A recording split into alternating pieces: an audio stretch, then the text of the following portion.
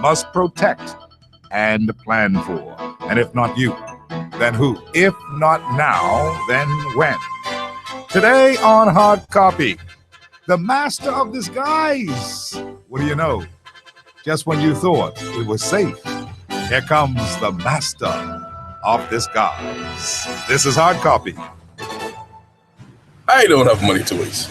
So when it comes to insurance, I come straight to Advantage Insurance on Collins Avenue. They find me the best rates on policies to cover my car, house, boat, business, and you get all kind of discounts. 15% off if you have a Hilltop home, 30% off if you're a first-time customer. They stay saving me money. When every dollar counts, count on Advantage. Call Advantage Insurance at 356-0285 or visit us on Collins Avenue today. Advantage Insurance, celebrating 20 years. Driving on West Bay in rush hour? Hard. Getting a new car to enjoy the ride? Easy. Carting the kids around after school? Hard. Getting a car to fit them all? Easy. Get an easy auto loan from Commonwealth Bank. Super low rates, fast 24-hour approval, no loan fee, and no payments for 2 months. So come to Commonwealth Bank, and your next car is easy. Commonwealth Bank. Terms and conditions apply. Are you a lover of Bahamian music? The Bahamas Ministry of Tourism's The Bahamian Ting Song Competition Top 20 finalists have been announced, and it's up to you who makes it to the top 10. Log on to listen and vote for your favorite songs at www.bahamas.com/thebahamianting. Oh, and don't forget to mark your calendars for April 21st, 2017 for the grand finale concert on Fort Montague Beach Park. For more information, call 302-2000. It's the Bahamian Ting. Baked chicken with macaroni followed by cantaloupes topped with ice cream for dessert. Sounds tasty, and even better, it's all on special this week at Super Value and Quality Supermarkets, along with Libby's whole kernel corn or sliced beets, 15-ounce can, $1.19. Seabass tuna, 5-ounce can, 85 cents. Kellogg's cereals, 21.7-ounce box, $4.99. Pine Sol cleaners, 28-ounce size, $2.99. Sunny Delight, 64-ounce bottles, 2 for $5. Making shopping special. That's Super Value and Quality Supermarkets. If you're suffering from a foot injury or disorder, make plans to visit Bahamas Foot and Ankle on Blake Road in Western New Providence. There they treat a number of foot ailments and injuries like arthritis pain, bunion and hammer toes, corn and calluses. They provide diabetic foot care and education, and services also include treatment for fracture, dislocations, and sprains. They can permanently remove that ingrown toenail, plus an array of other services available. Bahamas Foot and Ankle, Blake Road. Telephone 302-4607. Say that they're sorry, but I don't believe. Color Red is on the move. Come join FNM leader and the nation's next prime minister, Dr. Hubert Minnis, and the party's battle-ready Southwest New Providence Change Team this Tuesday, April 4th at 7 p.m. at the park at Golden Gates Outreach Ministries. And here, why the PLP is sorry. PLP them say that they're sorry. It's the people's time. Change is here. Be there. And now, here's a message from Bishop Neil C. Ellis. But this one thing I do, forgetting. That word forgetting means to lose the remembrance of, or to be unable to think of, or to recall, or to cease from doing. And then for some people, forgetting means to treat with inattention. In other words, throw it behind you. And if you're going to go forward in your life, there has to be some intentional throwing behind. That you've got to make up in your mind that this thing here is not pushing me towards my goal. And so you've got to literally forget it. Watch this now. Even while it's still taking place. You got to be able to see a distraction and see it as a thing of the past. The next election in the Bahamas will be the most serious election in our history. You better mark it. All I can say, if the Bahamians don't watch out, if the PLP actually gets back in power, this country will definitely not be long gone. You said if the PLP get back in to run, what country are you talking about? Not the Bahamas? The DNA had their function on Christie Park, right? They had about 400 people, right? I was down with a PLP fair. They had about 5,000 people. Let me tell you something. Push it down on me, pressing down on you. No man has spoken. This election, I go right back to Miles Monroe property. This election is going to be one we have never seen before. Terry Christie wants the third time around. The Lord is allowing him to go this way, to embarrass him, to shame him, and everybody that is following him. To realize and to know what this country come to under the last 4 years is ridiculous. The PLP is in a dangerous position right now, in my opinion. If you look at all the suspicious deals and the moving around that they've been doing, I was sure people would be called up for treason. Everybody, as a Bahamian, has rallied around a prime minister that they can trust.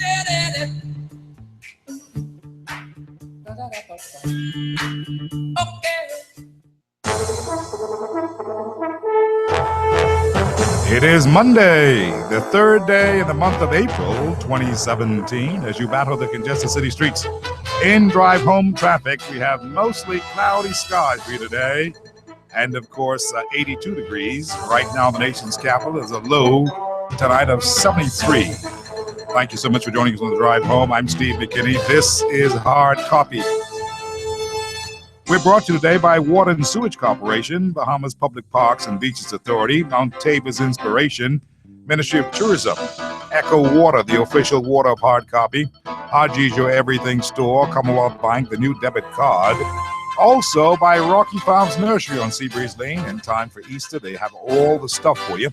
Cool Tech Heck and Do, Tonic Williams Darling Highway, Bahamian Brewery and Beverages, Clean Insurance for comprehensive coverage, Super Wash, open 24/7, Bank of the Bahamas, the Bank of Solutions, Super Value, the all Bahamian supermarkets, Advantage Insurance and Brokers, 61 Collins Avenue, Ron's Electric Motors on Claridge and Wolf Road, Executive Printers on Jerome Avenue, and of course the McKinney Media Group for the best results in advertisement, and Bahamas Foot and Ankle on Blake Road.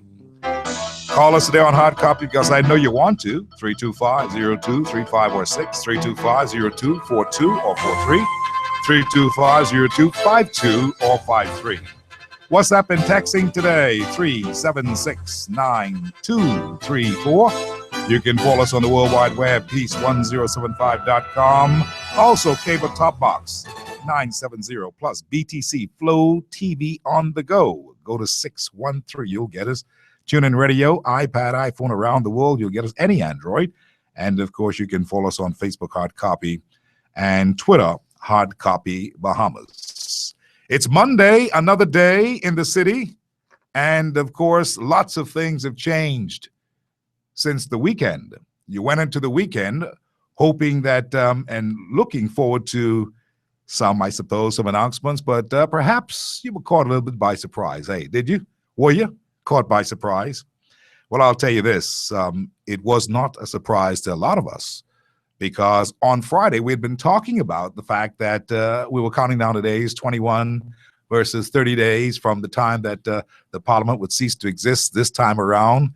And we were thinking that it may cease to exist today or by Wednesday of this week. And so we did some calculations and we came up with eventually May 9th is what we said on Friday. Check the record. But guess what? The Prime Minister did do something.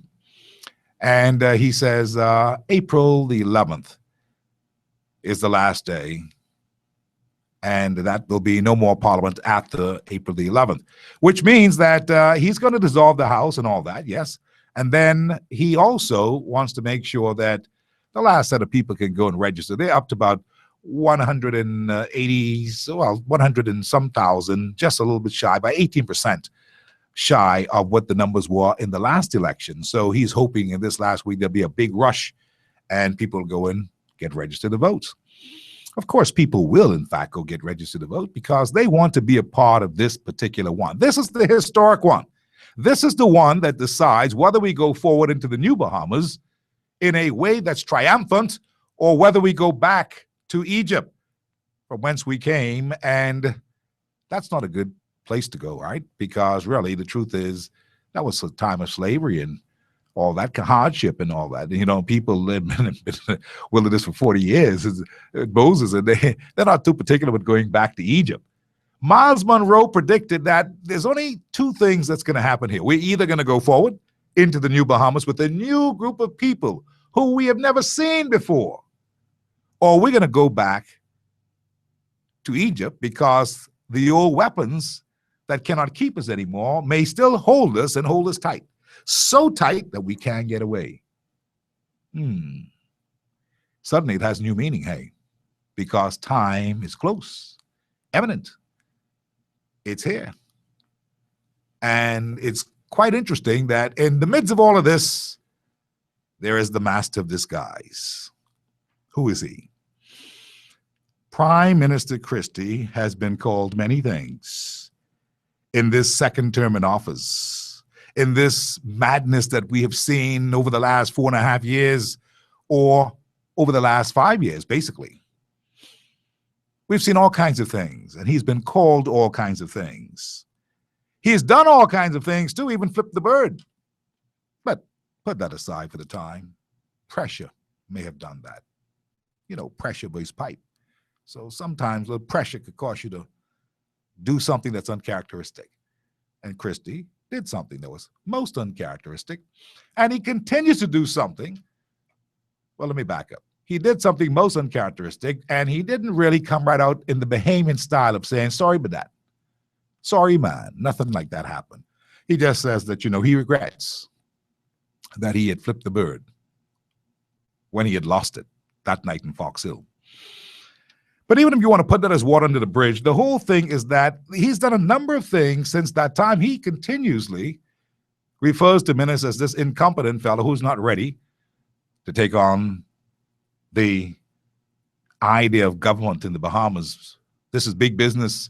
And Christie's say-so is that Mr. Hubert Alexander Minnis is just not ready. He keeps saying that. He keeps playing that narrative over and over and over. And this is all of what has come together to make up this new name as the master of disguise. Okay, so they called him everything. They even called him Emperor, the emperor with no clothes on. Remember this? But perhaps the more fitting handle for Christie, or nickname for Christie, is the master of disguise. Just when you thought it was clever to keep on pressing this issue about VAT, value-added tax, you thought it was clever, Christie is now proposing to change the script and deflect yet again. As far as Mr. Christie is concerned, forget that. Forget that. I then addressed that, he says. Forget that. Forget that. Switch the script and talk more about other things.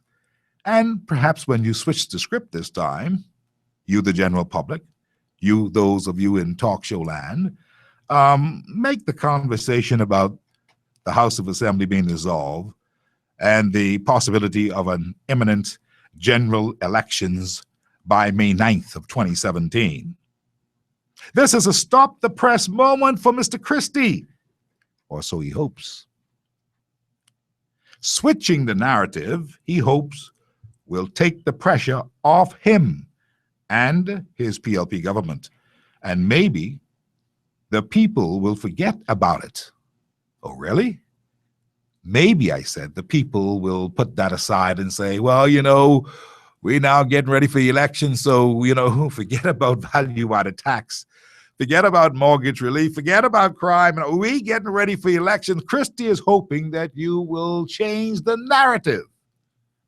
Don't talk about VAT. VAT has too much problems for the present administration, and it's not been properly explained, even though it has been dealt with, as Christie had promised he was going to deal with it. He did deal with it before the House is dissolved, and the House apparently will be dissolved by next week, Tuesday, the 11th of April. So the whole thing now is to talk about the elections and not so much about value-added tax. That was a firestorm. In case you all didn't know, the pressure that was mounted upon Mr. Christie and his executives and his ministers of the government, it was unbelievable. You may not know this. You may not have felt the full brunt of it, but they were hollering. They were hollering. They were like, "Don't, just go, let this go away." Because the people, while they may not have been able to put their finger on it, they know something ain't right. They felt like something wasn't right about this value-added tax thing. They felt that there was not proper accounting, that there are too many questions left unanswered, that, they want to know this and that about monies and all this and the transparency. They were asking questions like they were lawyers, though they know nothing about the law. They were asking questions with educated opinions in their asking. And the pressure was unbearable, I'm telling you. You may not realize it. But that particular pressure caused Christie to reflect on the weekend. And while he will never try to ever do anything that we suggest here, we actually call it spot on, right on the head. And he comes this weekend, out of this weekend, to make the headlines on Monday to say, this the deal. The House will be dissolved by the 11th of April, and you all better go and register. Some people say, well, Christie ain't really realized what he did, but he's in full control of it. All of his faculty, he knows. You see, the time has just come. There's nothing that one can do. This is it. This is the time. The time has arrived. This is that time that Miles Monroe had been talking about. It has arrived. It is now. The time has come. And so he has to call the election. And he will call the election, and it perhaps will be right around there, May 9th. Based on my calculations for 21 days there on the low side, 30 days on the high side, as I told you on Friday. Discounting the holidays and the Holy Week and so forth and so on, and the weekends like Saturday and Sunday. And when you add it up, it comes to somewhere around May 8th or 9th.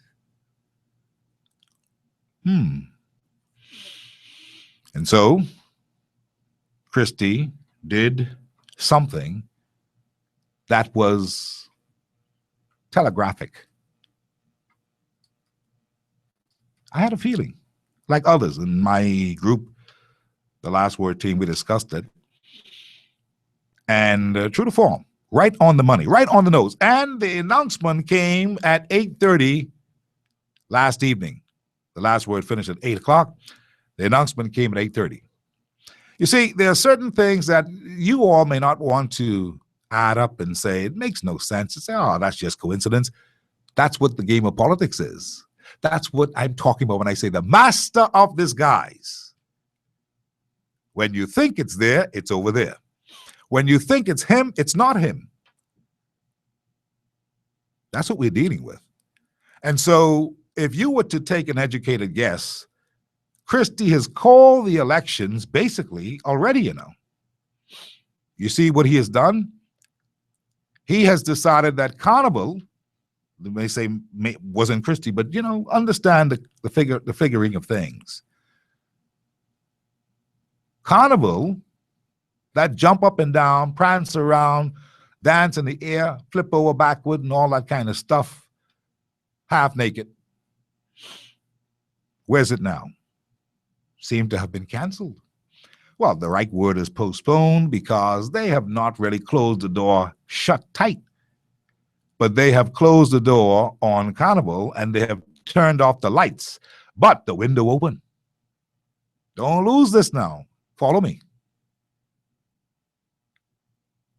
Like how the F&M was accused of, Minister was accused of leaving the door ajar and the lights on in case Brent Simonet wanted to come back in. Well, this is a little different. Christie them closed the door, turn off the lights so it could be dark. You won't know when they're coming, but the window open.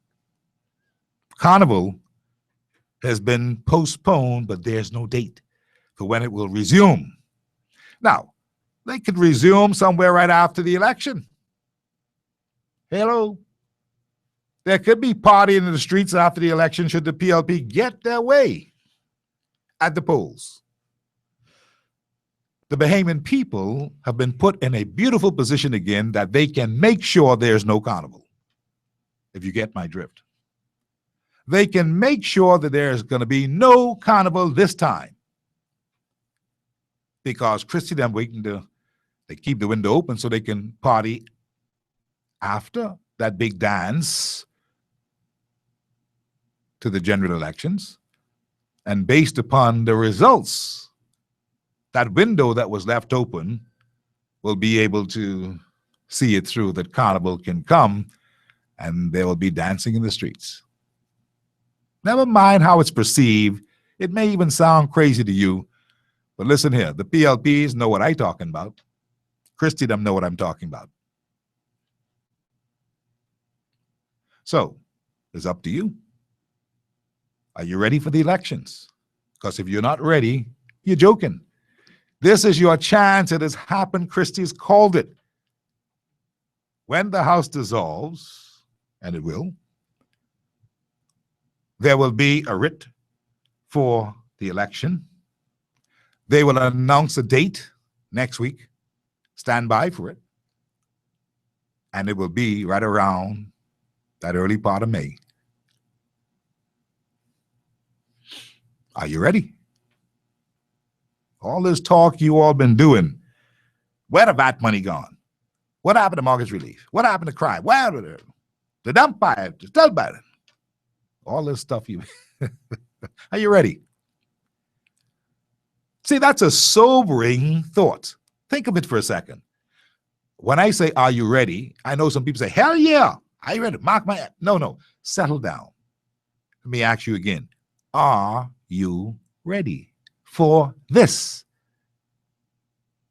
particular job, this particular time? Are you ready for it? Because you're going to have to be strong to be ready for this. You've never seen one like this, and perhaps you'll never see one like this again. This one is that pivotal. It's been prophesied. Now, there's some people who don't believe in no prophecy. There's some people who say, man, I ain't checking what Miles say. But you see, since Miles had spoken to us as a people, we have seen all kinds of things happen that he said, you'll see things you've never seen before. And we have seen things that we have never seen before. Check your records. And I talk about things locally. I ain't talking too much about Donald Trump and them. Something totally unexpected. I talk about things locally. Check the record. You will see it. And as a result of that, it's a different time. Will the new people step forward? Will the new people be elected whenever they call it? All this talk about ring the bell, I told you, there is no such proverbial bell to be rung. That was Ingram's game. Mr. Christie never rings a bell because he can't afford to be late. Because you know when you ring the bell, that signals something start, school in. So he never really fooled around ringing any bell. So you all who keep thinking that this is supposed to be, he already rung the bell. Just read what he's saying, read between the lines, and you will understand that it's on. It is on. And that's why I say, are you ready? Because it's on. By the way, I was driving around Nassau this morning because I had to go and do a little run here, a little run there. And as I moved about in the inner city and on the outskirts, like I say, I call outskirts, I call that like Prince Charles, because, you know, I don't drive too far. You see, Prince Charles, I go fast there or by Seabreeze Lane, things like that. But as I drove around, friends, I want you to know something. That's why I say the master of disguise. Christie is called for the dissolution of the House of Assembly, right?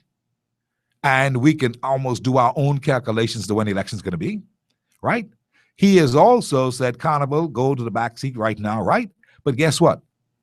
This morning, only F&M paraphernalia were on the lampposts and some scattered paraphernalia of the DNA.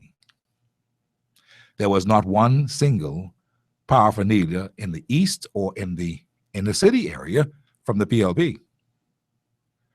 I wonder why. I know that if they were on top of their game and they're saying that they ready, hear that word again, that they would have not only announced that The dissolution of the House will happen on the 11th, but they would have been up and running with posters splattered all across those lampposts. You know it's true. You know it's true. But if you were to take a look at where the lampposts don't vote, I know that. I'm not silly.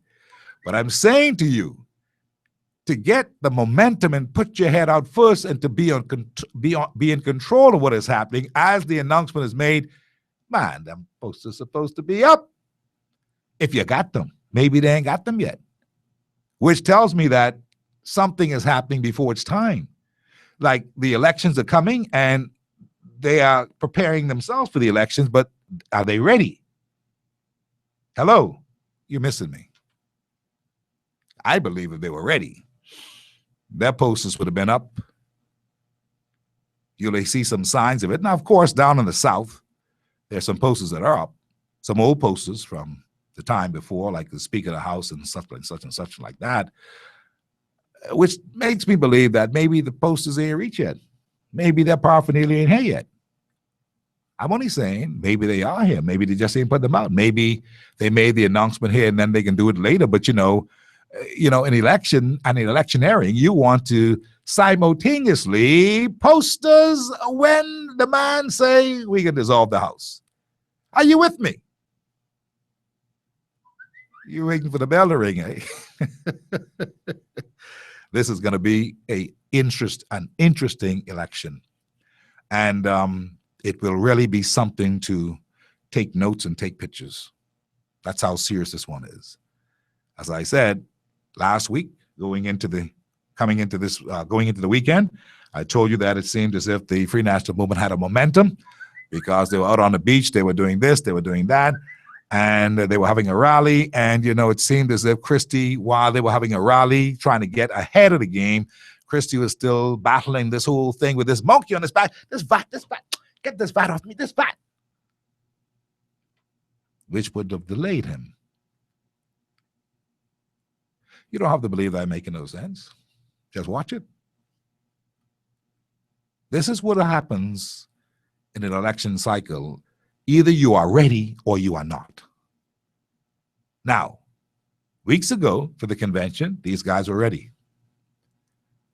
They were ready. They had momentum. But the trouble is that the same man who blew this thing about VAT, Michael Alkidas, he messed up so big time at that convention that the PLP could not have come out of that convention with any kind of momentum, though they had a wonderful show. That one little fly in the ointment. So carelessly talking about the VAT money that ticked off a lot of people didn't get them to build any momentum. And that stayed with them for 2 months, from the 24th of January to the 29th of March, 2 solid months of Christie agonizing as to what he should do. Should he tell the people about that? Should he try to account, or should he just leave it be? And the answer was, boy, I better say something, because these people wouldn't let up. Playing defense. You're playing defense. That's what is happening in this election. Now, doesn't mean that the F&M got clear carriage. If they can protect their lead, dog will eat their lunch. And the PLP is to not be counted out. They can come from behind. They've done it before. They can come from behind. But with the way that these people are feeling these days, they ain't too but trusting too many people. And the thing, by the way, the thing with Minnis about he ain't ready and all that, it's not resonating. I checked it. Been all about this weekend. I checked it. It is not resonating. So maybe Christie, as I said and suggested before, need to change his script. Flip his script and go to the issues. But we'll see. He's the master of disguise. Deflection, distractions and deflections is all around. And that is going to be the undoing of those PLPs if they don't understand that this is a different time and these people playing tough ball They're playing hardball. That's what has happened right before their eyes. And I could almost hear Christie saying something like, I didn't know the people was hurting that bad, just like what Lyndon Billing said in 1992.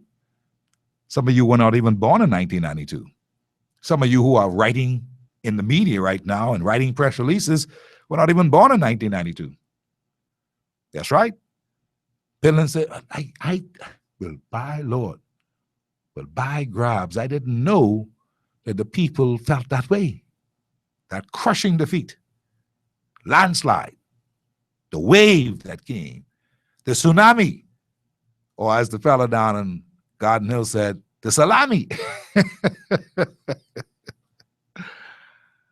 And these things can happen just like that. But, I feel good about it because at least I believe that we're going to have a good one. And I believe that it's going to be safe. I don't think there's going to be anything untoward. So some people who believe that, it's nonsense. We're going to have a peaceful, beautiful election. I declare in the atmosphere this day, in the name of Jesus. That's what will happen. A mighty, wonderful election period where people will go to the lines and they will do what they have to do quietly, but resolutely. Just like in 1992. That's the way it is. So I have to ask that question as I tell you about the master of disguise. I have to ask that question one more time. Are you ready? Be ye also ready. Because it ain't going, it coming. And talking about coming, I'm going to talk with the man of the hour in Centerville. No, I'm not talking about Mr. Christie. He doesn't feel too happy about gracing these studios with his presence. Not at this time, but perhaps some other time, if he gets around to it. But the clock is ticking. Chelly Moss is going to come with me here today because we are talking about what is going on in that Centerville constituency where Chelly Moss believes he stands a good chance. The F&M has Reese Chipman over there, and the DNA has Chelly Moss over there, and the PLP has the Prime Minister, Perry Gladstone Christie, right honorable man who's going to be there again this time. This is his what? Oh, boy. They've been 40-something years, so I don't know. 40 is a complete generation. 40, the number 40, they were in the wilderness for 40 years. They wandered around for 40 years. It rained for 40 days and for 40 nights. Christie reigned for 40 years in Centerville. Let's do some calculations quick when we bring in Chelly Moss this afternoon, right here on Hard Copy. You stick around. We'll be back in just a minute.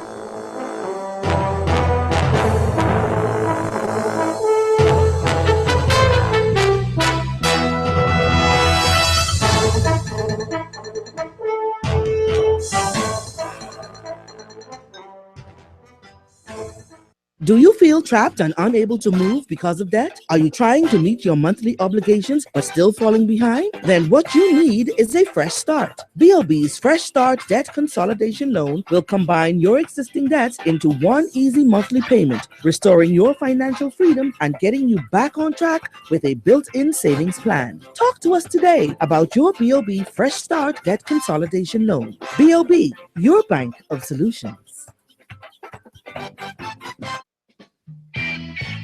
Hi all, Steve McKinney here to remind you that you don't have to spend big bucks to advertise or promote your products, services, or business. Call the McKinney Media Group Limited today and let the professionals fix you up a package, affordable and effective and guaranteed to grow your business. Advertise like the big boys at a fraction of the cost. Call the McKinney Media Group at 325-0235 or 325-0236. The McKinney Media Group, number 17 Gibbs Lane, Fort Charlotte. We make it our business to help you achieve success in your business. If it moves, chances are Advantage Insurance can insure it. We offer a variety of coverage options for cars, SUVs, trucks, scooters, boats, and more. Our comprehensive auto insurance policy covers loss or damage due to collision, theft, fire, flood, or hurricane. Third-party coverage is also available. Call Advantage Insurance at 356-0285 or visit us on Collins Avenue today. Advantage Insurance, celebrating 20 years. Be sure to stay cool all year round, especially when those hot summer months roll in. Keep cool with Cool Tech. Located at Tonic Williams Darling Highway, Cool Tech is your affordable #1 air conditioning center. They install and service everything they sell. That means prompt, reliable service 24/7. Cool Tech, the only way to stay cool with guarantee. Call Cool Tech now at 341-5665. If you are suffering from a foot injury or disorder, make plans to visit Bahamas Foot and Ankle on Blake Road in Western New Providence. There they treat a number of foot ailments and injuries like arthritis pain, bunion and hammer toes, corn and calluses. They provide diabetic foot care and education, and services also include treatment for fracture, dislocations, and sprains. They can permanently remove that ingrown toenail, plus an array of other services available. Bahamas Foot and Ankle, Blake Road. Telephone 302-4607. During hurricanes or flooding, the water table could be affected because of the contaminants on the ground. It is not healthy and safe. The Water and Sewage Corporation is continuing its offer of 50% off sign-up services for residents in New Providence and the Family Islands. Offer valid for a limited time only. Certain restrictions apply. The Water and Sewage Corporation, committed to growth, committed to quality. Jimmy's Wines and Spirits is getting you ready for the Easter holiday by hooking you up with a free Sands Light, or Sands Pink Radler. From now until Easter, when you buy a 6-pack of Sands Light, or Sands Pink Radler, you get one free. Make sure you head into Jimmy's Wines and Spirits, Nassau Street, Cable Beach, Shirley Street, Carmichael Road, or Wolf Road. The Easter Bunny has come early. Get the hookup at Jimmy's Wines and Spirits, Nassau locations only. Our Prime Minister should not still be sitting somewhere wherever he is. I had such great hopes for him the second time around. The Prime Minister has not only not resigned or talk about resignation, he's scolded those people who voted no. He's had 2 failed referenda in the Westminster system. Honorable men, and the honorable thing to do is to resign. We don't have the Westminster system in the Caribbean. What you mean we don't have a Westminster system? 40 years. Decency would suggest that he resigns. Most of the PLP supporters are of the view that if Perry Christie doesn't lead them into the next election, not only is the PLP going to lose, they figure the country's finished. And the Bahamian people should be vociferously calling upon the Prime Minister to go. It's almost like Jonah. You have to throw him overboard in order to get some results. So glad Mr. Ingram took the high road. Then his party needed them most. He abandoned them. At least he did the respectful thing. He figured, well, I've lost this election. The people lose confidence in me. Let me go on my merry way.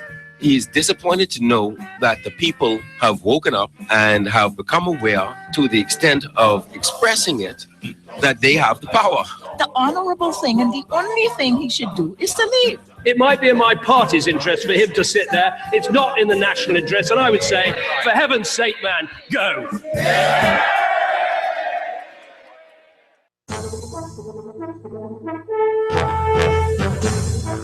It's on. This is Hard Copy. And of course, when I say it's on, I'm talking about the fact that we are counting down the days and looking forward to it all happening and unfolding.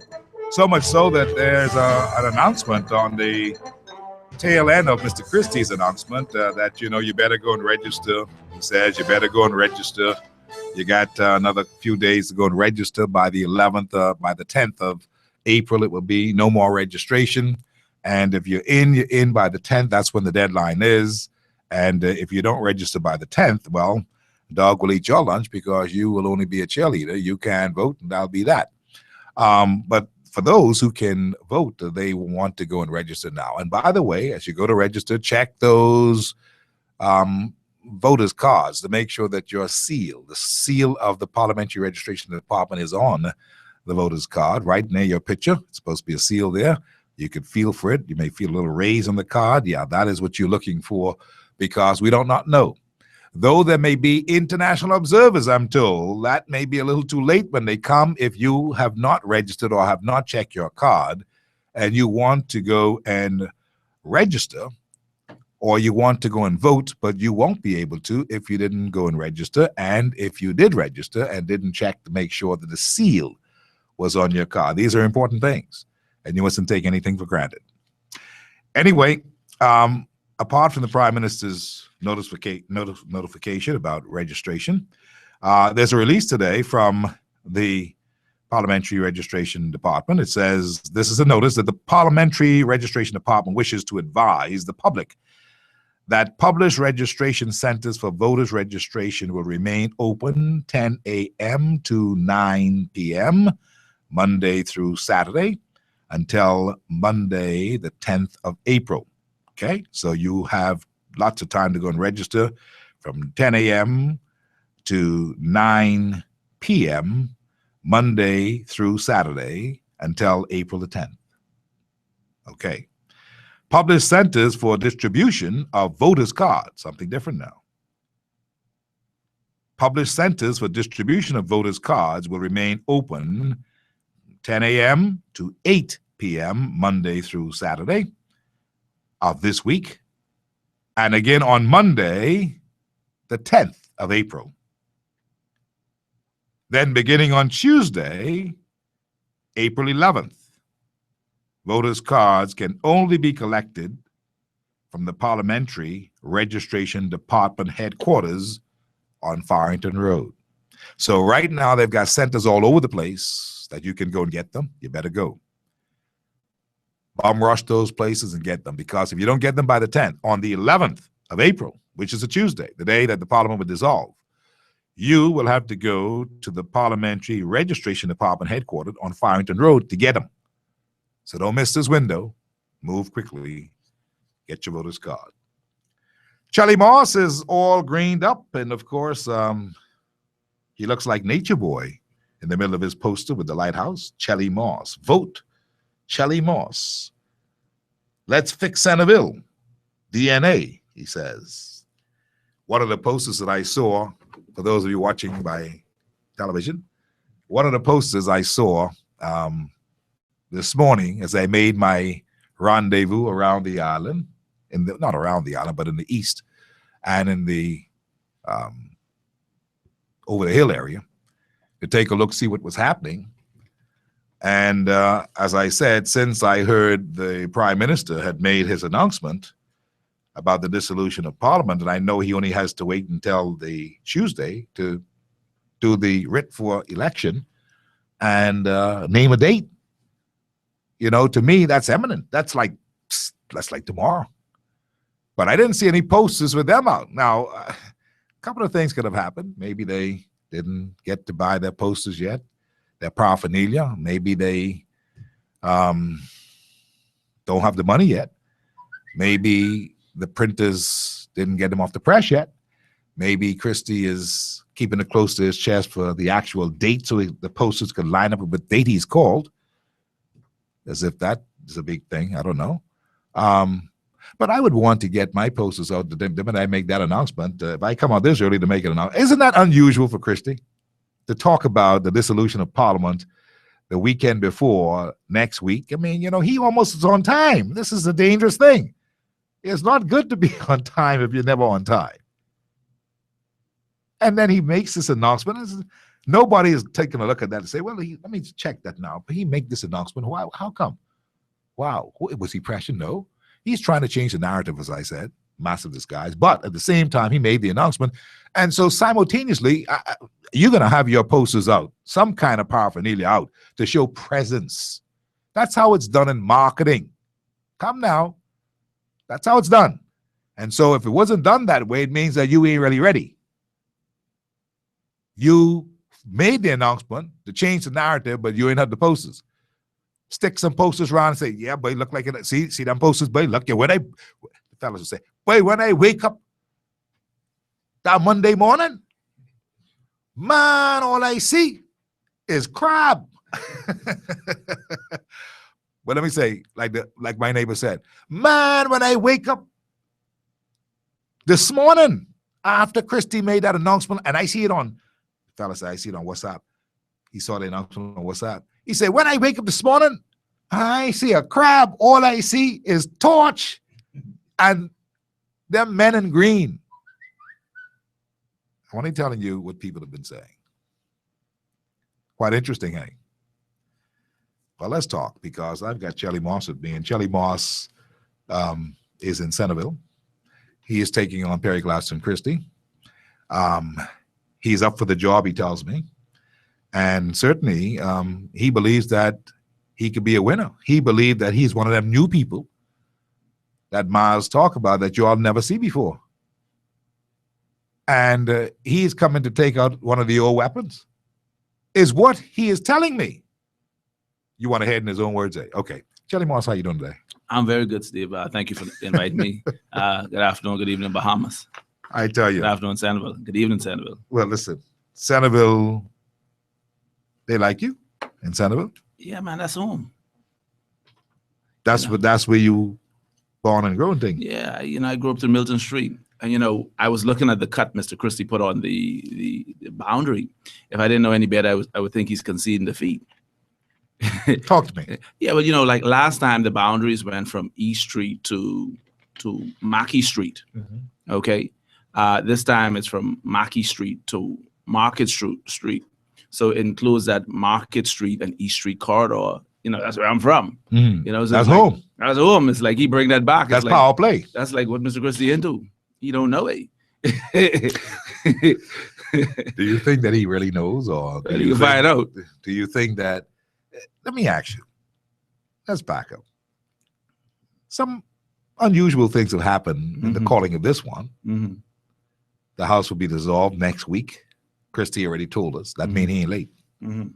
A number of other things have happened, and that he did hear the people making noise with this value-added tax, and he sought to go down to the Parliament and say something in the precincts of Parliament. It's another thing that people may not have watched. Mm-hmm. He's not spoken outside the Parliament. Mm-hmm. He's in the precincts of the Parliament. This is a protected, privileged area, so watch yourself. Mm-hmm. That's what he did. And he some people say he hid behind the Parliament, but of course he's the Prime Minister. He's supposed to go to Parliament. But in the Parliament, he said, these are the things that happened, and this is what, and it's a slam, bam, thank you, ma'am, no more talk about that. And then he follows that up, because the noise did not quell. He follows that up and say, okay, election's coming, go register. And that was it. He said, okay, I can dissolve the House. Now you know he's serious. Now time longer than rope. Or this a long rope for a short catch.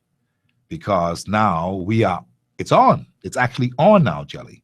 Well, I mean, Steve, my view of the matter is that it's always been on. I mean, as time goes by, I mean, what's he going to do? At some point, you have to call it. You understand? Precisely my point. So to me, calling it and saying the House is going to prorogue next week or whatever, that's not impressive to me. What you going to do? At some point, you're going to have to do that. If you really wanted to impress me, you should have called the election 10 months ago. That would have been impressive.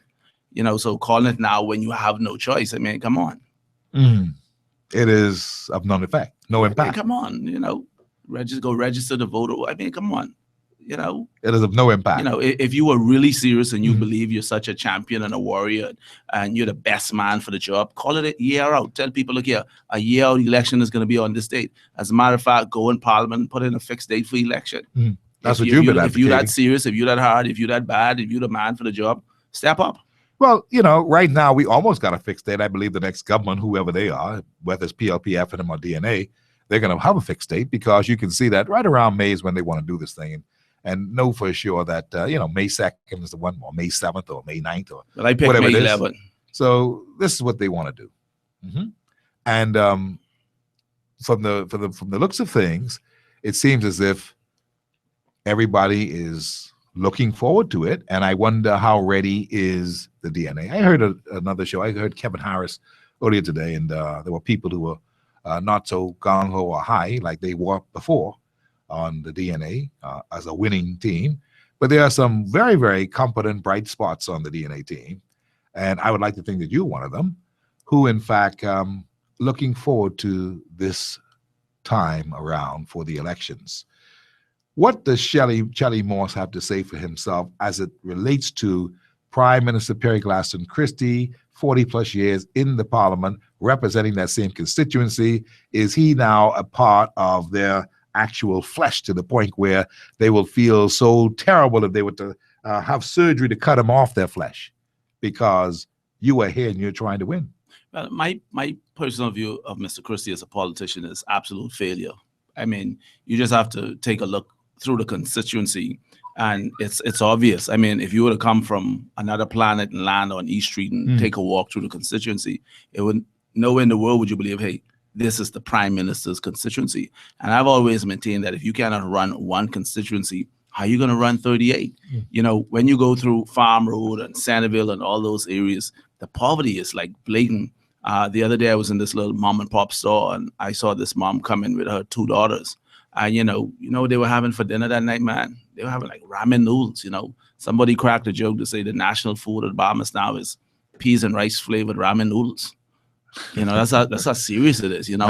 Man, that's a serious thing. Yeah, and you know, and that's the little noodles for like what, 99 cents or something? Yeah, some little ramen noodles. So, you know, they go to the shop, they get a little styrofoam cup, put water in it, put it in the microwave. That's dinner for little children to go to bed on. You know what I mean? So these kids, they were like, this is the reality in Centerville? Yeah, it's real. You know what I mean? When you walk through the area and you talk to people, you know how much people text me a day for food and stuff, man? You know, the other day they had a little thing on the Mason Edition Park where Mr. Christie was giving out a little bag of grocery, a little bread and 2 tins of corned beef. The park was full, you know, and the first thing that ran through my mind was, my God, if all of these people need a little bag of grocery that bad, that, you know, they're gonna line up for it. They're gonna line up for it, but like my grandma used to say, like mess out in another 2 days, and they back at square one. If all them people doing that bad that they need it, it's an indictment on the Prime Minister. You understand? The only line I want people to stand up on for food, man, is Super Value or Course Right or one of them. You know, but that's an indictment of how bad people are doing. But some may say that he taking care of people, even though we hope the corned beef is not the ones that not from Brazil, because those corned beef. Well, I think this was a while before that. Okay, all right. Yeah. But the point is this: people may be looking forward to that kind of stuff. No, you know, listen, you know, I'm a very like what's the word I'm looking for? Straight up person, and I don't encourage slackness. I don't encourage slunkers. And if I thought for a minute that people were really on that run, you know, I'd be the first person to deal with them. You know, I just recently got my headquarters done and, you know, I'm doing a little construction work in the place. I must have had like about 20 people come up on me, man, boss, you have anything for me? Do you have anything for me to do? Looking for work. Looking for work, you know, so I'm convinced people want something to do. I don't care who a person is, you know, most people, they don't want handout. So if you ask them and you talk to them long enough, they'll tell you, look, yeah, I want to have some pride about myself, but, you know, you have to do what you have to do. So that's what I want to bring to Centerville. I want to fix Centerville. The unemployment in Centerville is high. You know, the poverty in Centerville is high. The morale in Centerville is high. So my whole thing for this election is let's fix Centerville. It's broken. I mean, the reality is broken. And if you look at the person who's there for the last 40 years, you know, it's on their watch. But let's look at that for a second. Let's examine that, because, you know, there are people who say, man, Charlie, what you talking about when the Prime Minister, who is the nation's Prime Minister and Minister of Finance, has been able to hire so many people through the job scheme programs that they have, and all kind of people building sidewalk all down there by Tino them barbershop, Perry them barbershop on Gibbs Corner and stuff, leaving the whole thing open. That's what they did there. I wanted to get that in because, you know, that is what they did, and they never came back to fix it. And it looks bad and it ought to be fixed. But the point is, he would have been given all kinds of jobs inside that area for people to be working. So when you say that they're looking for something to work, it must be an awful lot of people in there who are just not working, because Christie, I'm sure, would have employed all kind of people inside Centerville now. So, Steve, I mean, but think about what you just said for a second. So Mr. Christie's big idea for employment is hiring people to do sidewalks. I mean, the big idea to get people employed is let me give you a temporary job to do some sidewalks. You know, that's not sustainable. That's not sustainable. What about growing the economy where people could find real opportunities? If you just drive down East Street, you go from Windsor Park to Shirley Street, you're going to count at least about 50 closed businesses. You understand what I'm saying? Okay. 50 closed businesses. What about having some type of creativity to open these businesses up to help the small and middle, businessman to create opportunities so that they can hire people? Because at the end of the day, if you're just giving out these temporary jobs, that's a burden on the treasury that other people, even the persons you're giving it to, gonna have to pay for with increases in VAT and all the other taxes. It's logical. So it don't make no sense, you know. I get your logic. But the bigger picture is, at the end of the day, that's all Mr. Christie has to bring to the table. He's out of it. He has nothing left to bring to the table. When you see a guy who's been there for 40 years and grasping for straws and temporary jobs as your big employment plan, buddy, you know you're done. Stick a fork in him. Let's talk about Centerville and Farm Road in particular, because, you know, this area is underdeveloped. It has not progressed at all, even though the PLP has said that they are the party of, progress. And have we seen progress in the man who's at the helm of it all, Mr. Christie? He's had 2 terms inside there, and he's had 2 terms in there as prime minister. He's always been the representative of Centerville since 1977, thereabouts. And at this particular time, we have seen that there's no real progress as far as housing is concerned, as far as, the kind of bathroom facility, the area is still very, very depressed in some parts of Centerville, and the parts that really need the kind of assistance don't appear to be getting the assistance.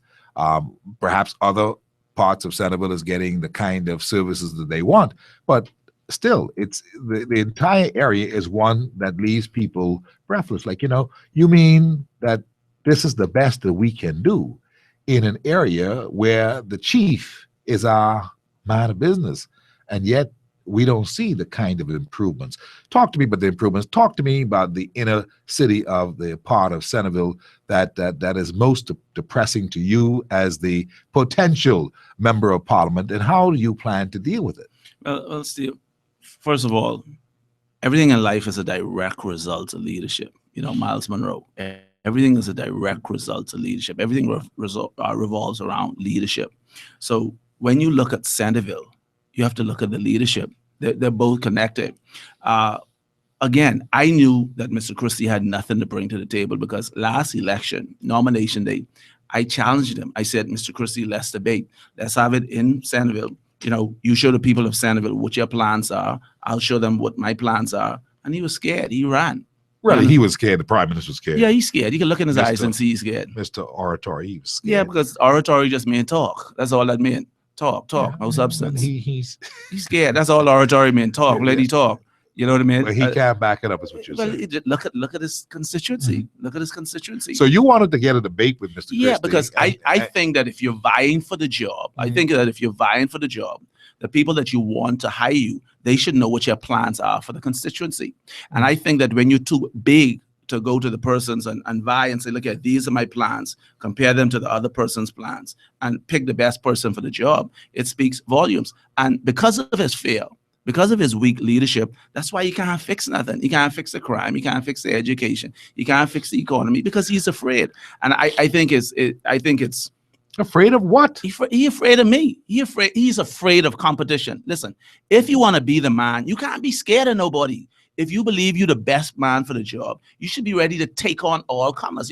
I believe that I'm the best man for Centerville, and I believe I'm ready to take on all comers. Look, you put your plan on the table, let me put mine, and let the people, decide who's the best. And I believe I'll win hands down. Are you getting the kind of feedback, the kind of warmth, the kind of welcome, the kind of interest from the people in that particular area, Centerville? Yeah, that's my area. I mean, you're saying that's your, but I mean, are you really getting the kind? Do you feel them, and do they feel you in Centerville? Steve, let me tell you how serious this thing is. I mean, please talk to me. Elections, I think you have to be like competitive financially and all these different stuff. Yeah, I believe, okay, given proper resources, proper financial resources, okay, I believe I would even spot Mr. Christie 10 votes and take his deposit from him.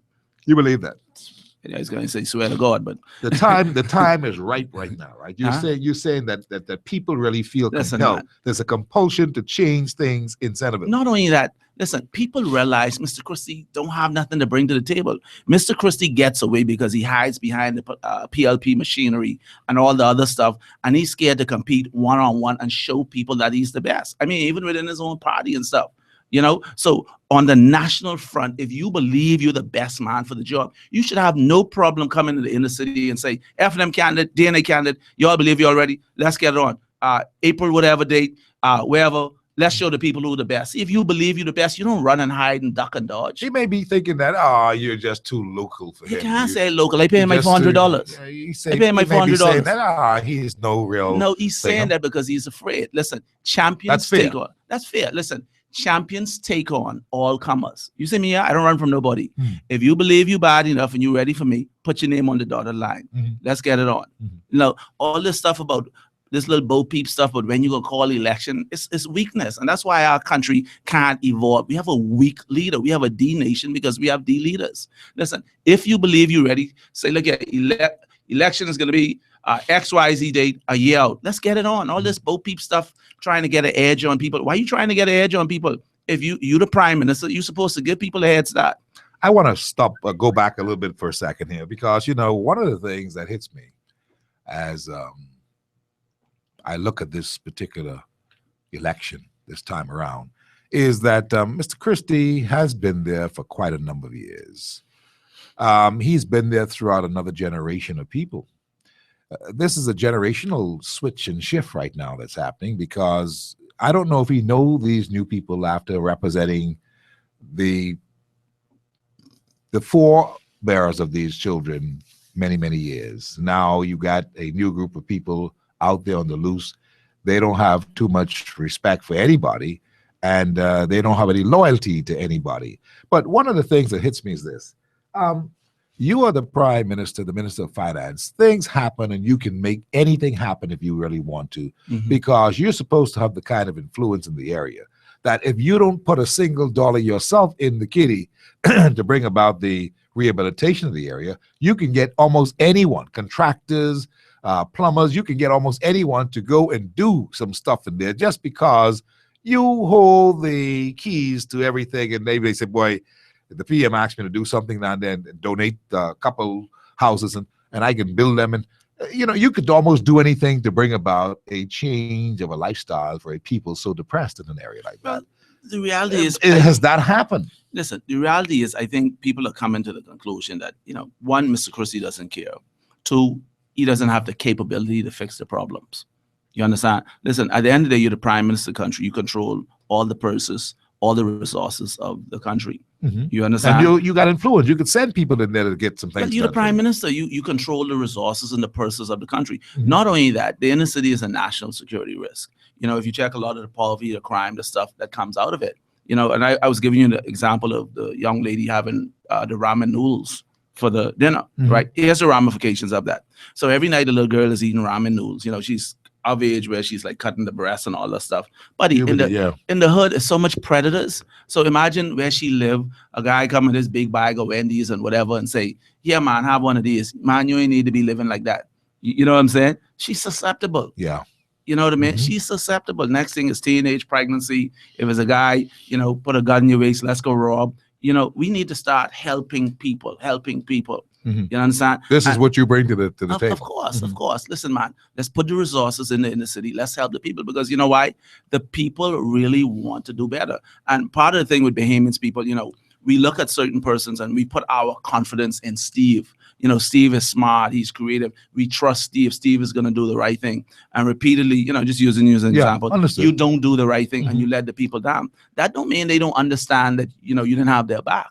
That don't mean it, And what they do is they keep a level of dependency almost with the poverty where you need them that come election time, they throw you a bone or two and you really don't have any choice but to take it, even though you don't want to. But I think people want better. I think that people want better. And they know, Mr. Christie hasn't been looking out for them proper like he should. Shame on him. So you're thinking that this time around, there will be a change of the pendulum. You believe that you believe that this is Christie's final curtain? Well, again, let me put it to you like this. I think ultimately it comes down to what people want and what they have the courage to step up to do. I think that in their hearts and minds, they know if they want to fix this problem. You got to vote DNA. Listen, we flip back and forth from F&M to PLP, to F&M to PLP. And, you know, these people, one, either they don't care about you or they just don't know how to fix the problem. I mean, that's the reality. And insanity is doing the same thing over and over and getting the same result. So if you want to fix the problem, if you want to build a country, you have to do something different. I mean, that's just straight up common sense. Yeah. Charlie, I like you, and I think that you are one of the fellas who bring something to the table. Honestly, I do. And I say that sincerely. I don't know if I can say that honestly from where I'm sitting about the entire DNA organization, the party itself.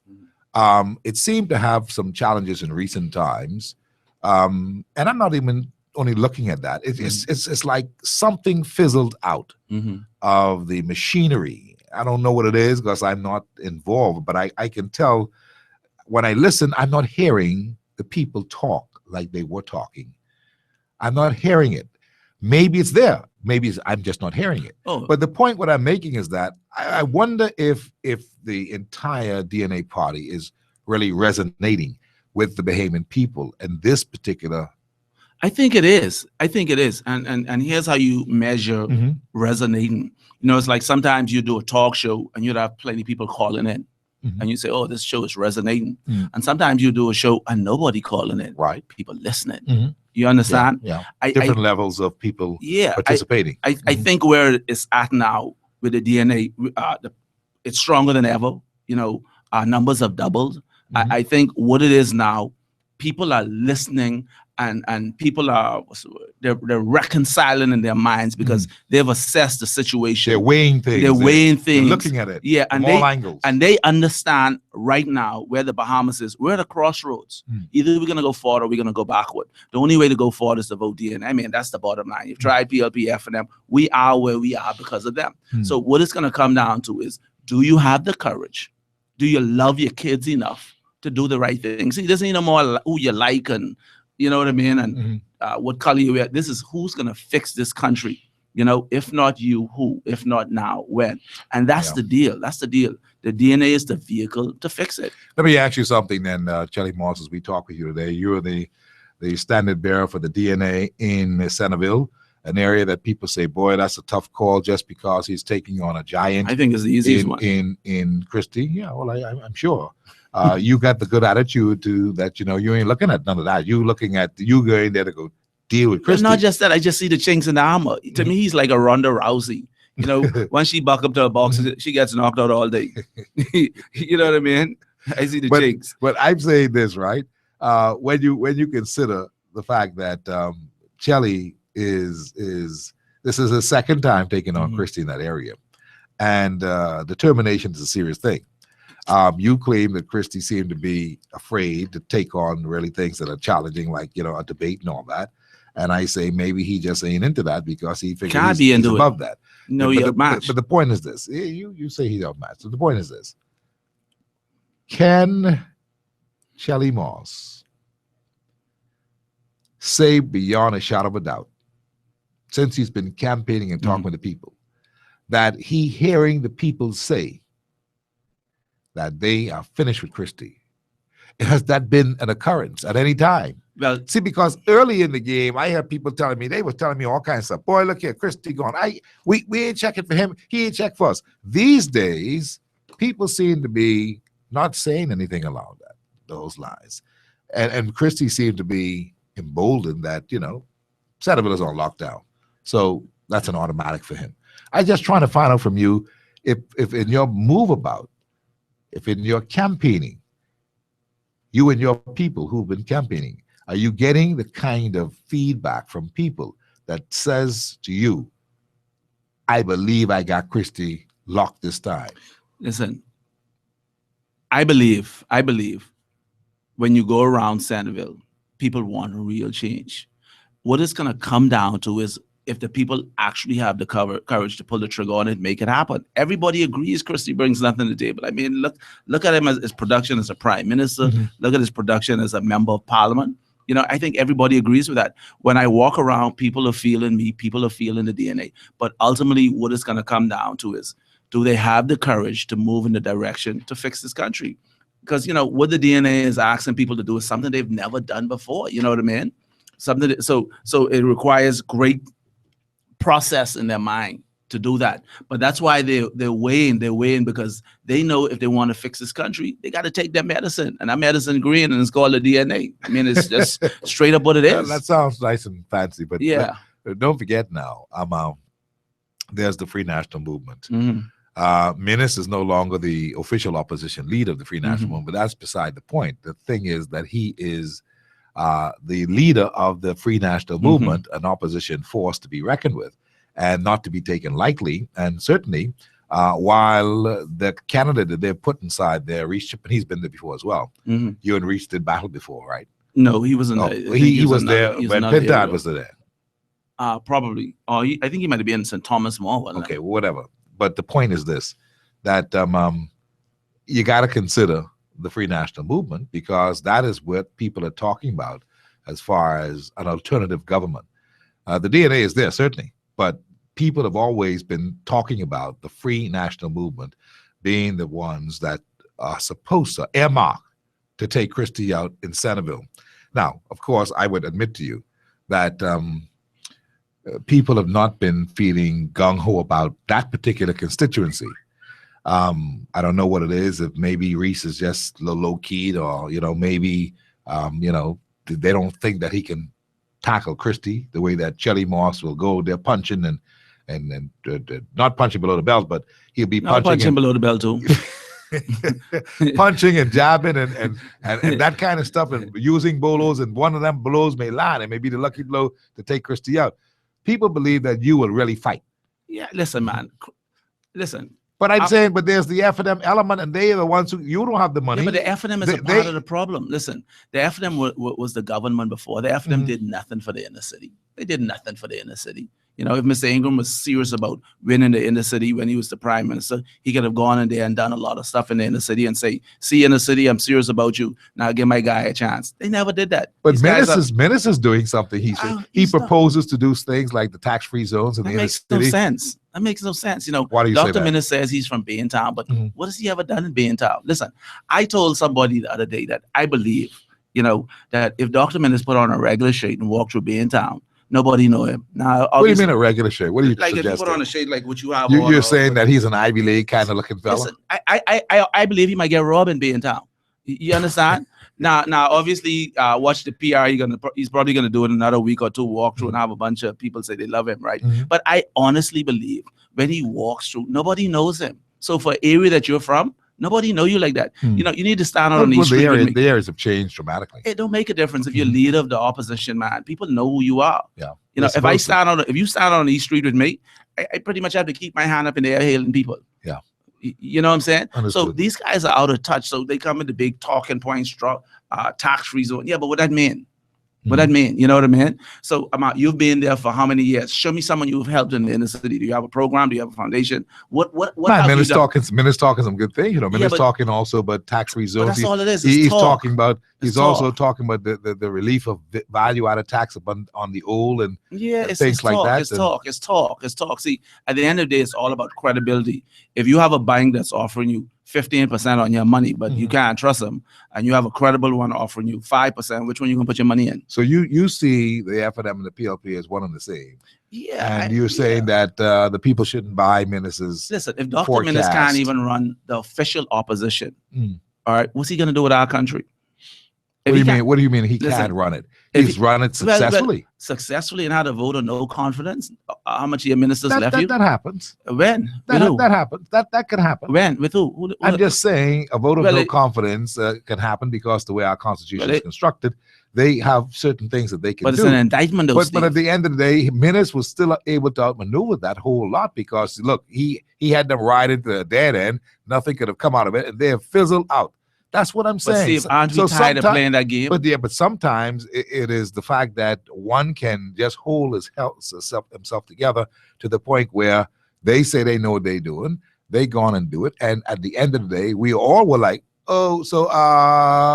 what happened to y'all? Yeah, but the reason he had the problem was because his team didn't have any confidence in his production. And they were right. Well, they may have been They were right. more zealous and over ambitious Steve, to all do a these lot of blunders things. Mr. Christie was making over the last 4 years. Dr. Minnis was incompetent and ineffective in holding his feet to the fire. Come on. Yeah. If the situation I was think that he reversed- could have done a better job in Yeah, holding their feet to the fire. I mean, give you he that. was weak, That's- and he has to look in the mirror and say, he weak. I wouldn't say weak. I would Of say course his it's weak. strategy is a little different. No, that's and weak. his strategy, if you look at it and you really weigh it, Jelly Moore, I don't want to make this about Dr. Yeah, Minnis, no, but let's- if you weigh it, if you look at it and weigh it, you would see that Dr. Minnis really outmaneuvered all of those who were pretenders to the throne or those who were challenging him. He really effectively neutralized them all. But see, I have a problem with that's a serious thing. But see, I have a problem with trickery. See, if you're vying to be the leader of our country, you should be a warrior.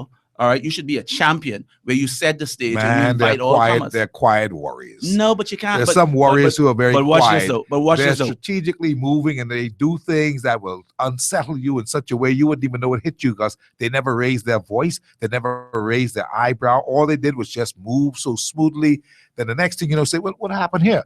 And it's called the quiet storm. Yeah, but that's not good for us, though. See, the Bahamian people lose at the end. If we allow people to slick their way in, they keep slicking their way through. You keep using crime. these adjectives, But slick. that's what it I'm is. not saying If slick. but that's what it is, slick. See, when you slicking your way in the whole position, but at the end of the day, you're not going to fix the crime. At the end of the day, you're not going to fix the economy. Well, we don't At know the end- that yet. Well, we know We that. don't- we don't know. Well, we know that. Look here. You can look and see what he's done with his party, the growth of his party. And if he can't handle a little bit of pressure, why are you going to put more on him and put my So you children's future with support him? you are in agreement with Christie on that particular narrative that Minnis is incompetent, Of course. and that he is not ready to lead. Of course. But Listen, you man. think that Brian is ready to lead? Listen, man, Christie being given Minnis all kind of alley-oops, and Minnis can put him down.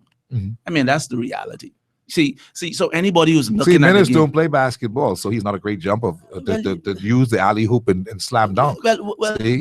His thing is that he's a good free throw shooter, and he's a good shooter from the top of the key. And so as a result of that, he will hit 10 for 10 from yeah, there. but in order to shoot a out free of throw, you gotta range, get fouled, though. out of range, and no, he's not going to go in there to get roughed up. His thing is out of range, and he's able to make the shot. Yeah, well, but see, that's a Because contact. that's sport. what he did. Well, that's what he with do. Loretta. Yeah, that's but what he did with all the others who Who? tried him.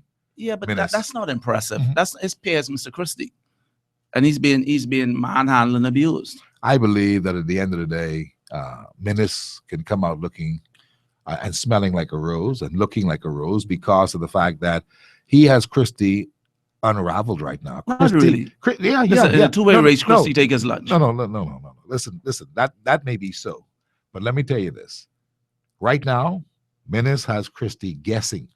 Minnis has Christie out of character. You see, you may not see that as nothing, but in the big game of politics, that's plenty. Because if you got a man off his game, it's just like boxing. You know, with boxing, if you got a fella off his game, he's gonna get frustrated, throw all kind of Minnis blows. isn't good enough to put Christie and off not his only game. that, he's gonna get so frustrated he'll forget the art of boxing. Listen, Dr. Minnis isn't good enough to put Mr. Christie off his game. that Because right? if he was, he would have knocked him out long time. Well, the timing ain't right. It's timing. Well, how with much more everything. time you need? We did 5 years. We did why? How much more time this game is over? Maybe This this game is the over. one that has to go to the game for it to be totally expired. Listen, Dr. Minnis is so lucky that Mm-hmm. Mr. Christie couldn't get a little combination with some good stuff happening, you know, to look good. If he got a little 1-2 things going on to build a little momentum, it was over. You know, you had the guy at his lowest point, you couldn't put him down. Mr. Christie was just looking for 1 or 2 things good to happen, and Dr. Minnis finished. Man, there's some fights that I've seen in my lifetime as a sportscaster where, you know, you won on points. You didn't win because you were so ferocious that you knock a fella out. You know, but the thing is, that when the tale of the tapes is told, you see that this fella got a longer reach. You got to stay out of that way because that job gonna come. So Minnis stayed out of the way. You got this fella who's taller. He has height advantage on you. So you may Minnis stayed out of the way by breaking off running, man. Well, you may call it that. He break it off running. Ali used to call it rope-a-dope. No, but Ali used to attack. Ali used to be calling floating like a butterfly and stinging like But a Muhammad bee. Ali don't run. See, but the point is, no. Well, let's agree on that. Muhammad Ali don't run. No, he don't run like you say, but he has other strategic moves or had that. But was you can't able compare to- Minnis with Ali, though. No, I'm not comparing him. You did. I'm simply saying to you that there are many strategic things in a fight I that agree. people will do that will get them on point, and they'll get their way at the end of the day. And this just may be what is happening with Minister. I don't know. In a two-way race. We leave Minister alone Yeah, there. yeah, because he ain't ready. Charlie Moss, I ask you, since you say he's not ready, how ready is Brian McCartney? I think. Listen, how man, ready does the people believe listen, he's ready? Man, I believe if the people were to give Branville McCartney and the DNA a chance, we're gonna fix this country. I think, and I've said it all along, we're gonna do more in 5 years than both those parties have done in But 20. that's just talk. Let me use your strategy now. That's just talk. It is See, talk. It is I talk. haven't seen anything substantive from the DNA. Give me an example.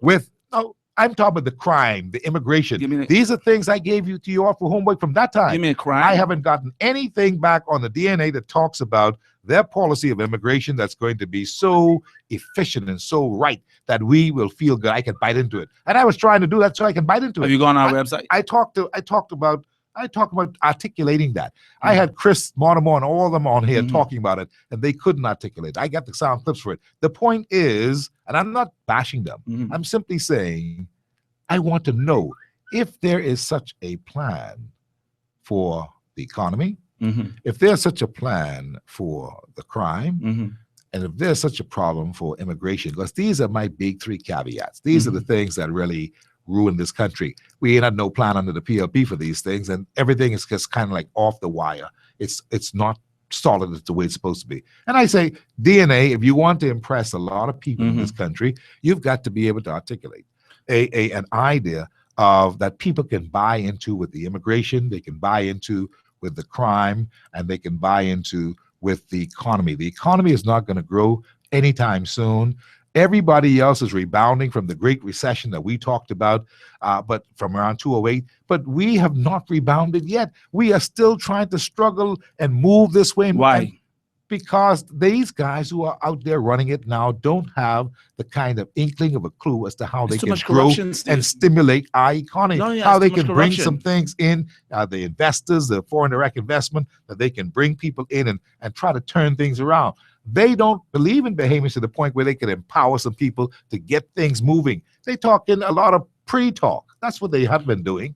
And as a result of it, we have, look, man, we've given 8,000 plus jobs, okay, to these people who are working China state construction on this Bahamas thing. This is something in England that I know, but this is something that Christie looked at and said, this can't be right. But they did nothing about it. So we still giving out not citizenship, work permits left, right, and center to facilitate these other people, and we can't understand what this deal is that's been sealed. All of these things hurt our people with jobs, unemployment being sky high, and our economy is not. Do you realize that Standard & Poor's and those downgraded us to where we are, junk bond status, because there was no trajectory growth, no projections of any growth of any substantial amount that can sustain us. We're growing so slow that it has nothing to talk about. So they had to do something to us so that we can do better. And how did they want us to do better? They wanted us, Charlie Moss, to tighten our belts. They wanted us to don't do all the slack spending. They wanted us to take that VAT money and make it count to the point where we blew that. We squandered it, Never mind what Christie them say, and you want to believe that they did some good things, but the truth be told, we didn't do the most important practical things that would cause people to say, boy, you know something? We didn't squander. We had owed some people and we did some things. Our national debt, $7 billion and growing. We did some things to pay down on the debt. We really did some things, but we can't see it. We can't see it. And we keep buying cars, car after car after car. Even the Prime Minister got a new car. Everybody just got car. The cars that we are buying are expensive. These cars are so classy looking. Yeah, what are we doing that for? You see? And so what I'm saying is that we didn't do enough things to pull the strings tighter and to do what we're supposed to do. So we got downgraded. I'm saying to you, nothing happens in a country if the country is going down. We're now at junk bond status, and unemployment is at an all-time low. Even though they may say we hired some people, we got 32,000 jobs. It's what a fool believes. Charlie, that's where we are. And that's why I'm saying the DNA is going to have to be so very creative of showing us what they have done or showing us the plan of action to be implemented right away so that people can feel you and say, boy, these guys really look like they got something going. But Steve, we said that. Listen, the core plan is good governance. That's what's killing us. That's what's killing us. The increase in cost to do all of these frivolous spending. You understand? I mean, you just spoke about the points that you need to hit on to solve the problem.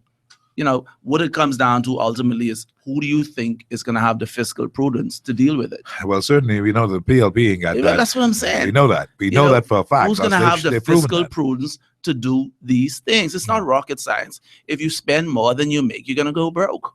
You understand? So if you're not growing and you're still spending, well, you know how that's going to end up.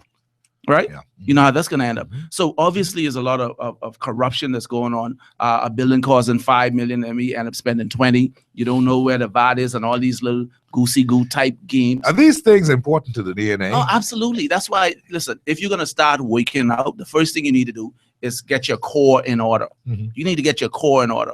And that's where the Bahamas is right now. Our core is out of whack. And that's what the big thing the DNA is going to bring to the table. So when you hear McCartney talk about good governance, good governance, good governance, you understand? That's where the deal is at. Good governance, where you cut out corruption, where you be fiscally prudent, you do the things you're going to do and have the discipline to make it happen. Let me ask you something, though, Jelly. When you look at this whole thing now, the DNA, do they feel that they can hang it on their own now? Because obviously all the doors have already been closed on these negotiations long time. And so there's nothing happening at all for that. You guys are prepared to hack it on your own, and you believe that you can still win a government with what you now have, and the fact that you are going on your own. There's no affiliation. There's also some considerations that you got to look at. The fact that votes can be taken from the Free National Movement or from the DNA because of the division of where the two groups are. The DNA came out of the Free National Movement. The PLP may be counting on that to be so very, very evident in this election that it will go without question as to who will win.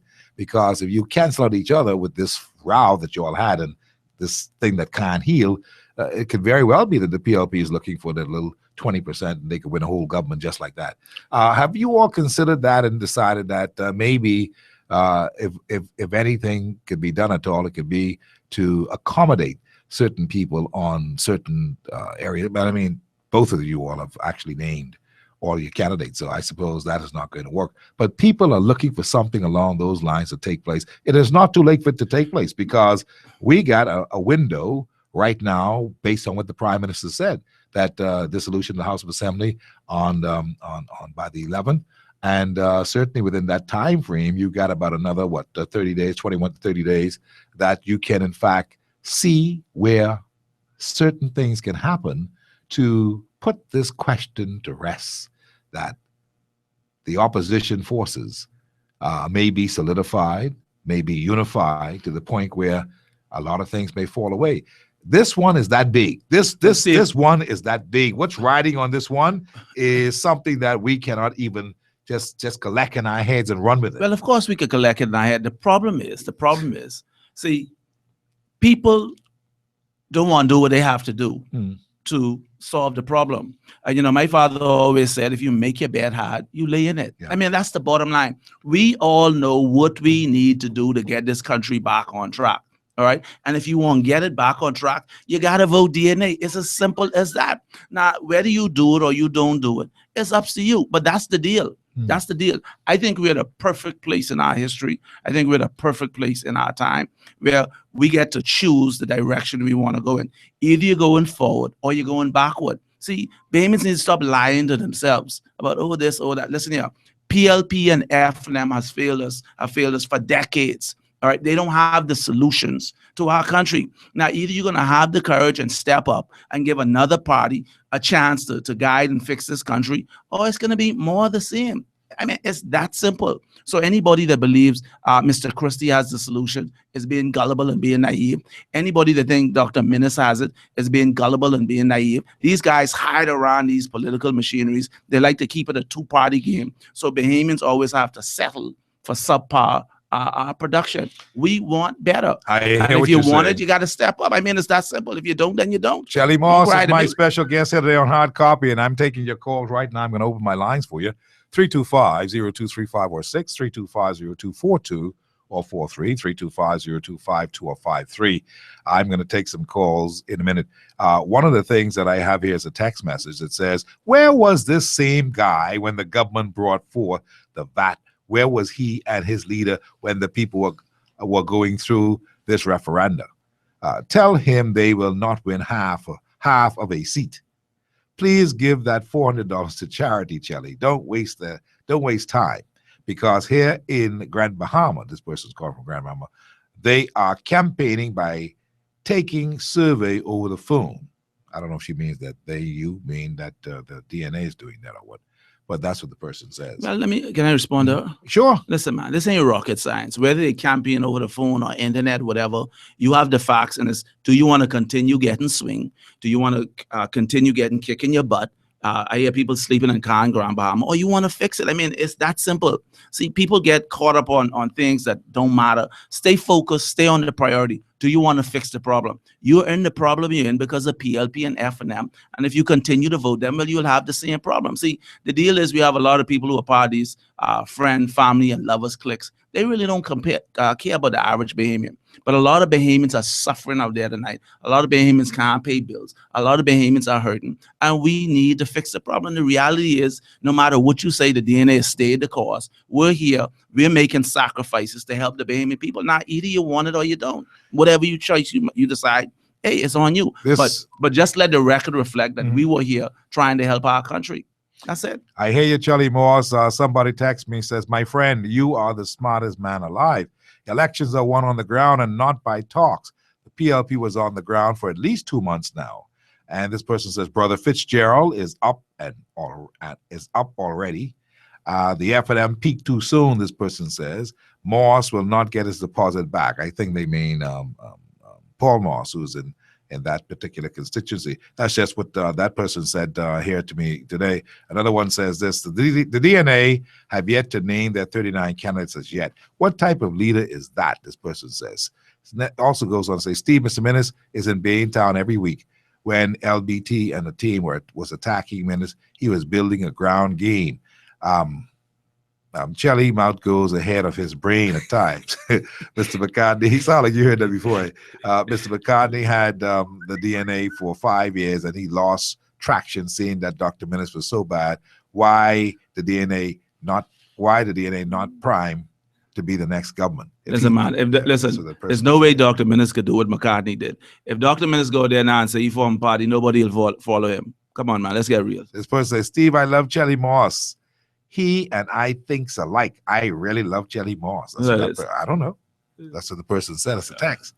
This one says, good day, Steve. Texting from Eleuthera. Every time I hear this Moss fella, all he got is big talk, and I am not a PLP supporter. This person says they're not a PLP supporter.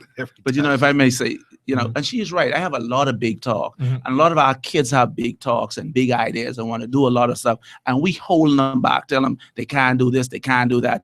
And we got to sell for Christie and Minnis. And come on, man, we bigger than that. You know, we're the best. We're the best. Pound for pound, I think we have the best and the brightest people on the planet. Sing your song, sweet music, man. You know what I mean? What we need is real leadership. Okay, that's gonna take our country where we're supposed to go. Let's stop playing with these jokers, man. This person says, Steve, I like Chelly Moss and the ideas he has for Centerville, but a vote for the DNA is a vote for the PLP, and quite frankly, it's too risky. That's a loser's mentality, man. That's what that person said. Yeah, so they want us to settle. Yeah, that's what. I must say, if I compare prime minister's constituency, Mr. Ingram wins easily. This person is texting about Ingram versus Christie or Christie versus Ingram. That Mr. Ingram's constituency is like, you know, a Solomon's mine, but Christie is still in the backyard somewhere, or in the what you call it, in the outback. It's not really developing all that kind of stuff, is what this person is saying. Good evening, Mr. McKinney. The PLP don't have any monies. They were planning on using our VAT monies, but after we carry on the show, the show is where the money is. They panic, is what this person says. So he's answering as to why maybe they got so late and don't have that paraphernalia yet, even though they went ahead and made the announcement that, you know, time is slipping away and it soon come. Well, if I may just say, last election, if the Bahamian people had the courage to vote the DNA, even to be the opposition, let me tell you something. We'd have had Mr. Christie skipping and jumping. So I just don't want the Bahamian people to let Minister swing them again, but a vote for this one is a vote for that one. That's a loser's mentality. I hear that. A vote for who you vote for is a vote for them. You understand what I'm saying? Bahamian people don't make the same mistake twice. Let's take some calls on the telephone line. I've got lots of text messages and WhatsApp and all. Let me take some calls. Hard Copy, how you doing today? Hard Copy, are you with me? I'm with Jelly Moss. How are you? Okay, I don't hear anybody. Hard Copy, how are you? Good afternoon, my brother Steve. I'm Good listening afternoon, my brother Chelly. Yes. Enjoying the conversation, Steve. There are a few very good nuggets that Chelly has mentioned, and I just wanted to piggyback on at least two of them. First and foremost, Grand Bahama in particular. Grand Bahama. Let me say this much to you. You've had the pleasure of having both PLP and F&M over the past 25, in fact, over the past 42 years, representing you. Where are you today? Why is it that people are so afraid to give some another party or group of persons who are really nationalists who want to bring prosperity to the island of Grand Bahama so the country can move forward? You keep on dealing with the same people over and over and expect a different mindset. I mean, a different result. Is the issue of insanity. It just can't happen. If you look at the aspects of how the PLP and the F&M, on the basis that they operate upon, you're going to find that they are very similar. The DNA party, or in fact, any young visionary person in this country with any heart for the people, heart for saving this country, heart for bringing prosperity and peace to our countrymen and the country at large. They are such persons. We are such persons. The DNA is a party that I believe, and being one never really affiliated with political parties, but the ideologies of the PLP and the F&M, to my humble view, Steve, cannot even come close to what the DNA truly represents. You know what's the constant single most message that the DNA resonates upon? The message of inclusion. We believe no matter if you are in any political party, as long as you are willing to help us to build this country, return this country back to the Bahamian people, that is what we are really focused on, But, everyone treats the DNA as if we are insignificant. But I'm going to tell you, we are only as significant as the people out there who believe in not doing something to return the country back to prosperity. Understood. I appreciate your points. Right now. And I hear you loud and clear, my brother. Thank you so much for your call. I appreciate it. Hard Copy, how you doing today? Welcome to the show. Shelly Moss is with me, and he's feeling pretty good, he says, about what the possibilities are. Are you there? I'm listening. Hello, Steve. Yes, sir. How you doing? Very good. Are you receiving me clear? I'm sorry? Steve, the recording of your show is going in and out on the television. They need to correct that, man. Listen, I don't want to hear that. Yeah, I'm Cable telling you Bahamas that, is Steve. I don't know what's going on. Cable Bahamas and them, you could see that they having tremendous problems. They're overwhelmed with their problems. I'm telling you, Steve. And But so Steve, that's why. Good afternoon to you and good afternoon to the guests from the Bahamas. Okay, good. Steve, honestly, just as far as voting is concerned, I'm not feeling any of the parties. And everybody talking about solution. Steve, let me tell you, I can give you the solution. I know you would agree with this. Any one of these leaders who get on their knees or get on a stage and pray to God, God will bless them and God will bless the nation. In and them praying to God, Steve. And that's the problem. That is the solution in this country, Steve. In and them worshiping God, because when you worship God, God will bless you. And then God will bless the nation. And they're the leader of the nation. The Prime Minister, you ever hear him pray on an open stage, Steve? No, but I mean, he perhaps prays in his closet all the time. I believe he's a man of God. Yeah, I believe he's but Steve, you need to pray. Steve, you can imagine what kind of effect if the Prime Minister pray in front of a group of children. Or when the Prime Minister pray today, Daddy, you need to pray. Because that's kind of effect he has as being the Prime Minister. Impact, yeah, I hear you. You see, but Steve, honestly, I want the first man I see get up, the first leader, DNA, F&M, PL, whoever it is, I want them to pray on stage, pray for this nation, and I want the leader pray. And Steve, that's the person who will get my vote. I hear you, brother. All right, Steve, thanks. Thank you very much. Okay, so you got to pray. what was that song? It's like, going down, Jordan, we are going down. Jordan, we are going down. This is Drew Carroll's song. You got that song there, Stevie? When it said, you got to pray. Say, you got to pray, children pray, you ever heard that song? If you want to go to heaven when you die, you got to mourn, children mourn. You got trouble to true. But see, if I may respond to the caller's points, I mean, prayers is nice, but prayers at the end of the day, without works, you understand? I think what the Bahamas needs to do. Prayer is always perfect. Yeah. Faith without works is dead. Yeah, but you got to pray. And, you got and I don't suppose that you're going to find people in politics going up on stage to pray. Those used to do it. Yeah. They used to do that one time ago, and some of the old warriors used to do that. These new fellas, including Christie is new in this regard. That is not his thing. He believes that he has the other people to pray, and he just go and he make the speech about what they're going to do for the country. With God's help, I assume. Right, but the point I wanted to make, I think prayers is nice, but I think Bahamian people need to do some other stuff also. Like, we need to demand accountability from persons fired for the job. Mm-hmm. If somebody is coming into your constituency and says, I want to represent you, the next logical question is, okay, what are your plans? Okay. And if you feel you're the best man for the job, you need to compete with the other persons vying for the job. Mm. So I could compare and do a cost benefit analysis to see who has the best plan for us. Yeah. And if you think you're too big, that you don't need to present a plan, then you don't need to be here. No. So a couple of steps, if Bahamian people would demand, look here, we want to see constituency debates, we'd have more production. Yeah, but Bahamian people don't want to hold people accountable. Well, that is what the trouble is. We need a paradigm shift in the people's minds. First thing is that we've got to change the way that we do a lot of things, yeah? And I do mean the way that we do a lot of things. And I'm talking about physically going to road traffic and the foolishness, physically going to go and get registered to vote, foolishness.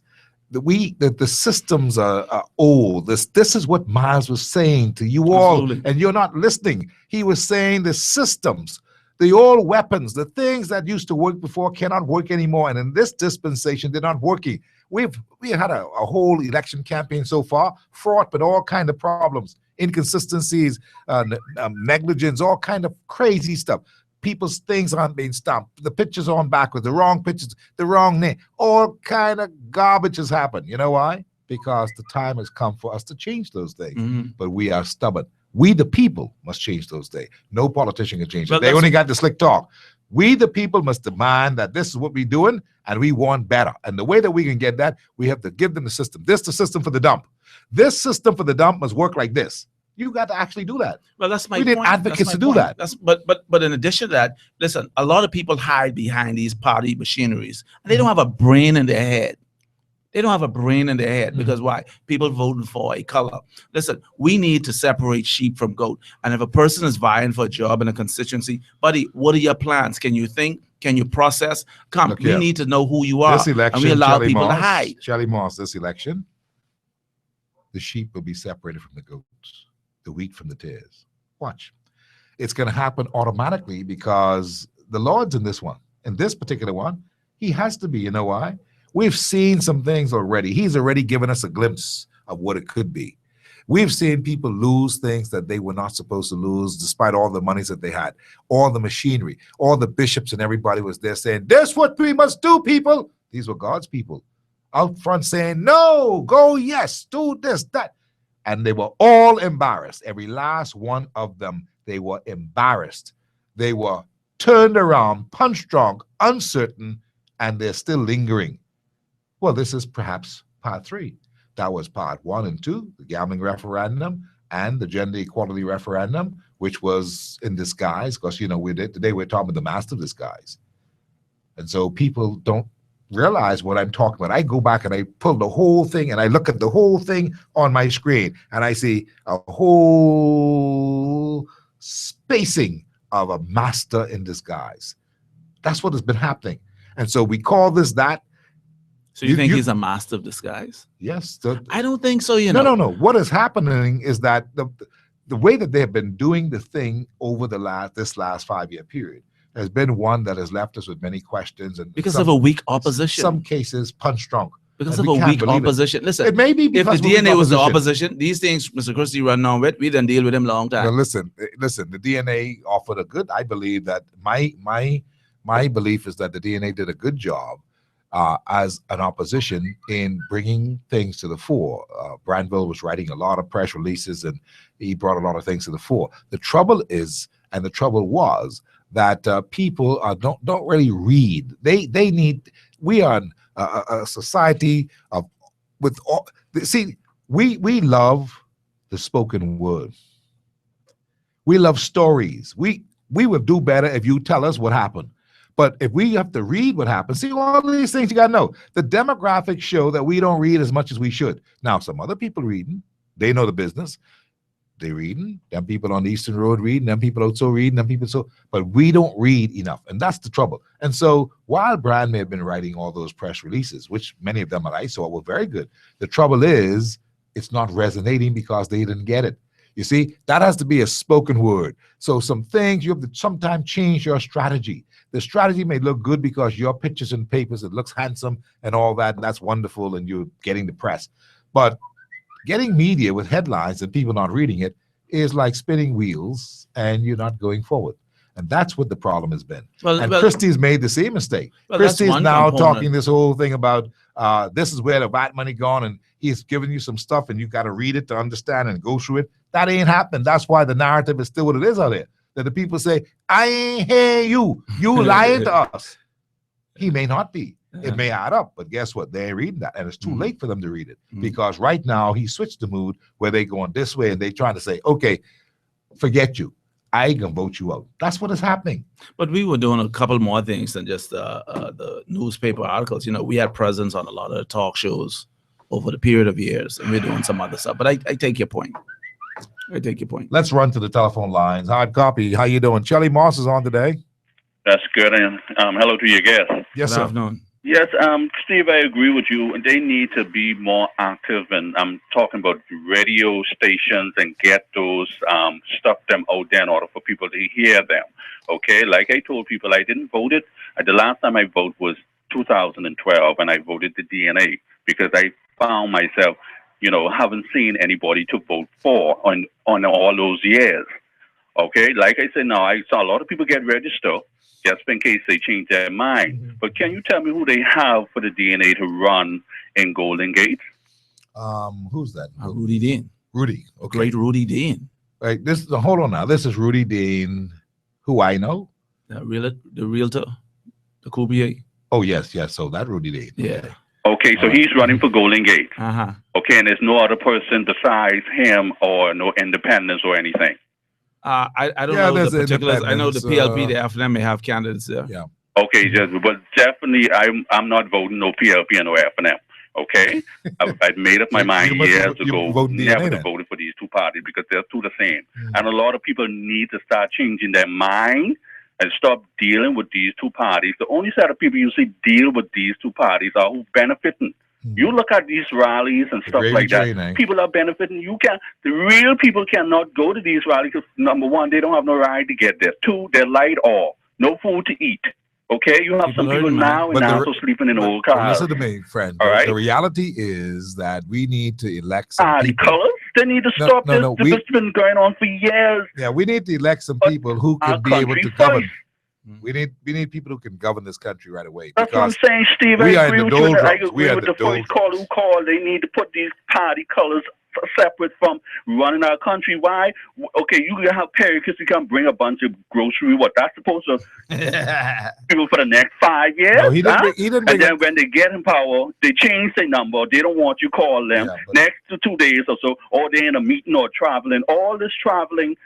They didn't give us account for the traveling. They didn't. Didn't we actually pay for the two referendum? Yeah. Didn't the people's money paid for those? We always pay for those things. Okay, so he didn't give us an account. One day, what do you need? National Security come and say it costs what $5 million. Then the next day it costs $6 million. Give us a fix, and that was a waste of money. Well, listen, and then he's still going ahead. You know, put the gambling towards the people, and still gone and said he could put it through. And the referendum, all that came out of our money. Yeah. Well, you know, you got a chance to redeem yourself and to cash in on the money this time around if you, depending on how you vote? It's honestly because every time you see me go to the food store, okay, I brought me a car last year. You know, I had to pay VAT almost $1,000-something on VAT. So you know how pissed off I is when they can't tell me what they do with my money. Well, I hear you. I appreciate it, brother. Don't be so pissed off. Just go and do what you got to do at the polls.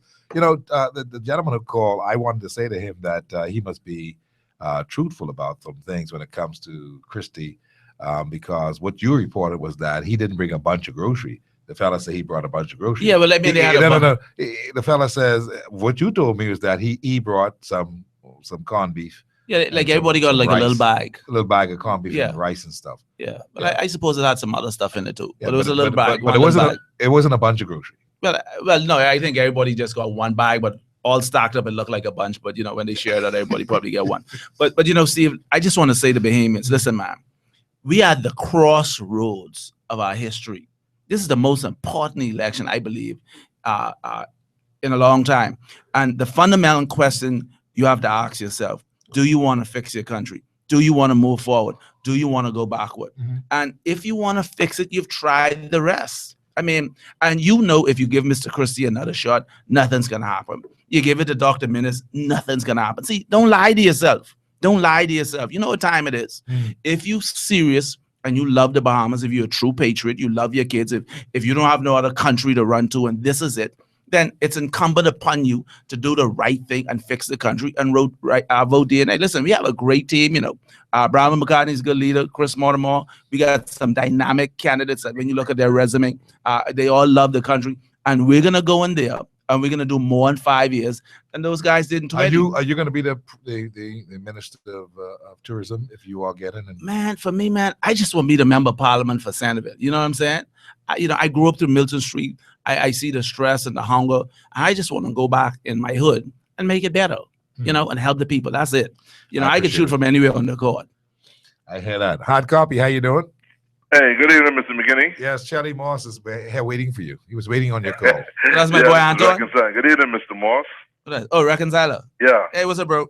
Everything cool, buddy. You know, Mr. McKinney, the grand finale is a few weeks away. That's the general election of 2017. Yeah, I got you. We had the numbers thing. We had the gender equality thing, which the people booed them out twice. And this one going the same way, Mr. McKinney. How you mean? I mean the people. The PLP is going to be voted out at least 2-1 by the Bahamian electorate. You see that? I see that. I hear you. And I can say, the F&M, King, if you ain't rocking with Duck, you ain't saying nothing. You mean that to Shelley? I mean, Shelley, Shelley, man. I mean that to Shelley. I mean it to Brown. I wish Brown was there. I voted DNA last time, and I see it clear and clear now. A vote for the DNA is a vote for the PLP. I see that. How you see that? How you figure? I see that because I believe there is some connectivity, my brother. Connectivity? Some political connectivity. Now you pick that to pieces. But may I pick it to pieces? All right. And I can say, Mr. McKinney, the people is rocking with Doc. They're on the ground, from what I see. His message is resonating. I'm not saying the Doc is all, all of that and all of that and all of that. But when he was with Mr. Ingram was the Prime Minister. He was a cabinet minister. And of course they could do more. But we know what happened. Ingram was a one-man man. Yeah. He was running things the way he wanted to run it. Okay, well, they could have say some more. The lady told me this morning, a reconciler. The lady told me this morning. She says, just almost what you said. Says, I'm not saying that Doc is all of that and all of that and all of that and a slice of bread. Say, but he's like a Ruffles potato chip, and I love me some Ruffles potato chip. But Steve, here's the thing, though. I'll buy that, Steve, and I can say this. Doc is coming with he's dealing with issues. He's coming with some stuff. I heard him talk about education. Now, there's a few things. I still have the question about the scholarship program with their education, because under Mr. Ingram administration, they took away money from the scholarship, and a lot of the people was handicapped, the young people, and they couldn't get to go to college, and a lot who was there had to come back because the F&M railroad that. The PLP, I must give this to the PLP. They kind of build upon that. I give them that. And you can't take away what is true. They did increase the scholarship. You agree with that, McKinney? Yeah, to some extent they did, but a lot of that, what they did, well, in the context in which Leslie Miller said it, I had to dispute I ain't talking about what that. Leslie Miller said. I talking about what the fact is. Yeah, the fact is that they did do some things to improve the scholarship. That is correct. Yeah. So what I'm saying, Mr. McKinney, I want Dr. Ingram Dr. Minnis to be plain. Don't be ambiguous, but be plain and let us know that they will not stop the scholarship fund, but they will increase it if anything. And let that go on and grow, that the more people could get. You see his commercial, benefit right? from that. You see his commercial that's on TV. He's talking about education and investing. But it wasn't specific. Well, he perhaps need to go and do something else. I'm talking specifically about the scholarship matter. I hear you. I appreciate it. So, Brother McKinney, I am rocking with Doc. I tell you, I see nothing but red, a red sea, and it is what it is. We're going to win it by a landslide, a red landslide, a big red tidal wave. Have a good day, Brother McKinney. You mean a tsunami or you mean a salami? A tsunami! hey, Steve, if I may say. All right? You know, the tsunami comes from the bottom of the sea. Yeah. It don't come like from the top. It comes from the bottom. It comes 500 miles an hour. Yeah. Tsunami comes, that take away everything out of the way. Nothing can stand before tsunami. I hear you. See them gone. I hear you, brother. Steve, you know what I noticed? I noticed like a lot of Bahamians like a lotion, you know. A lot of people like a lotion. They like a lotion. It's like, you know, to run this country. Where do you think they get that from? Because the leadership likes lotion. Well, a lot of Bahamians like that because you know why? They're afraid to step up and do what they need to do to fix the problem. Listen here, man. To run this country, you need leadership with courage. We're facing a lot of obstacles that seem insurmountable, and you're going to need leadership with courage to face these things. Dr. Minnis has shown you he has no courage with the BTC deal. The guy stood there and watched BTC sold at a crackhead price and then open his mouth. Listen, you think this the dude who can fix crime in this country? You think this the dude who can fix immigration in this country? You think this the dude who can fix education and all these different things? See, if you want nice talk and all these different things, fool yourself. But when you step away, you have to ask yourself, does this guy really have the courage to make it happen? You think if you vote for Dr. Minnis now, the criminals on the street can say, oh, Dr. Minnis said now, let's cut down on crime? No. You think if you vote for Mr. Christie, they can say, oh, Christie back, let's slow down on the crime. But I tell you this much, you vote for McCartney, you vote for Chelly Moss, there's a new sheriff in town. All that stuff you been playing around with, buddy, that game doesn't stop. That doesn't stop. You know, we're going to give you every opportunity to live, to make a dollar, to start a business. But that foolishness with robbing and murder and all these different things, we ain't playing. And I'll tell you this much, when we get in there, they know some new sheriffs in town and we ain't playing. You understand? Because you know what? When I walk the road, and you ask people, if Mr. Christie tell you he's going to do something, Dr. Minnis tell you he's going to do something, and Bramwell McCartney tell you he's going to do something, which one of them you believe? And 9 out of 10 people say, I believe McCartney can fix this thing. You know, so it all comes down if people want to buy the Kool-Aid. Oh, I rock with Doc. It sounds good. But you know what? At the end of the day, next 5 years from now, do we want to really be having the same conversation? So I'm looking forward for intelligent Bahamians who know better to do better. Listen here, stop fooling yourselves. Your children's lives are at stake. It was how much 100 under the FDM, how much 100 under the PLP? You all still want to go to that? Come on, man. Come on, man. Let's do something different. On the weekend. Let's do something different. I hear what you're saying. Hard copy. How you doing? You're on with Chelly Moss. Chelly Moss is talking today. Are you there? Hello, are you there? Okay, I don't think you're there. Hard copy, how are you? How you doing, Steve? Very good, thanks. Johnson. Yeah, I just calling to find out where this Freeport is that everybody keep talking about. Where the what? Freeport? Oh, yeah. What do you mean? Where's Freeport? You mean? I just want to know, they talk about Freeport, Louisiana, Freeport, New York. No, they talking about Freeport, Grand Bahama. Oh, okay. No, they must be talking with someone someplace else, because essentially, you know, each time I'm somewhat disturbed when someone refers to Freeport as Grand Bahama, or even refer to us as having the solution, when they could barely describe the location of the island. And you know, I've yet to hear any idea or concept coming from the DNA in regards what to do for Grand Bahama. Grand Bahama has been and always has, even in our most depressed economic times, has been the linchpin of the government tax regime. And, you know, and everyone talks about what they need to do for Grand Bahama. when Grand Bahama is a self-sustaining island, and the only problem we have always had with Grand Bahama is the fact that governments have been continuously getting in the way, and in the arrogance of their ignorance, has stymied the growth of the island through regulations, through rules, through these various different things. Just stop the growth. This is why even in our absolute suffering, you very rarely hear Grand Bahamians complain. And this is why the Progressive Liberal Party could get up every day and lie. And I say any untruth is a lie on how Grand Bahama is recovering. And so I would like, summary would like the DNA not to mention any plans for Grand Bahama without first coming, sitting down, getting to know what Grand Bahamians need. This was something that's expressed to the leadership of the DNA. I got the video from 5 years ago, and it's the same thing with the Progressive Liberal Party, and it's the same thing with the FNM. We are satisfied that the PLP has come and they've been here, and we have seen them fail, and they've failed because they've taken the nature of Perry Gladstone Christie. The party is tough, and we are now listening to what the FNM has to offer. And the best thing is that, in fact, Mr. Michael Pintard, who seemingly is taking the lead here in Grand Bahama on the issues, seemingly knows that Grand Bahamians don't need assistance. They need government to get out of the way, remove the regulations, give us access to the tools that is necessary for us to develop ourselves.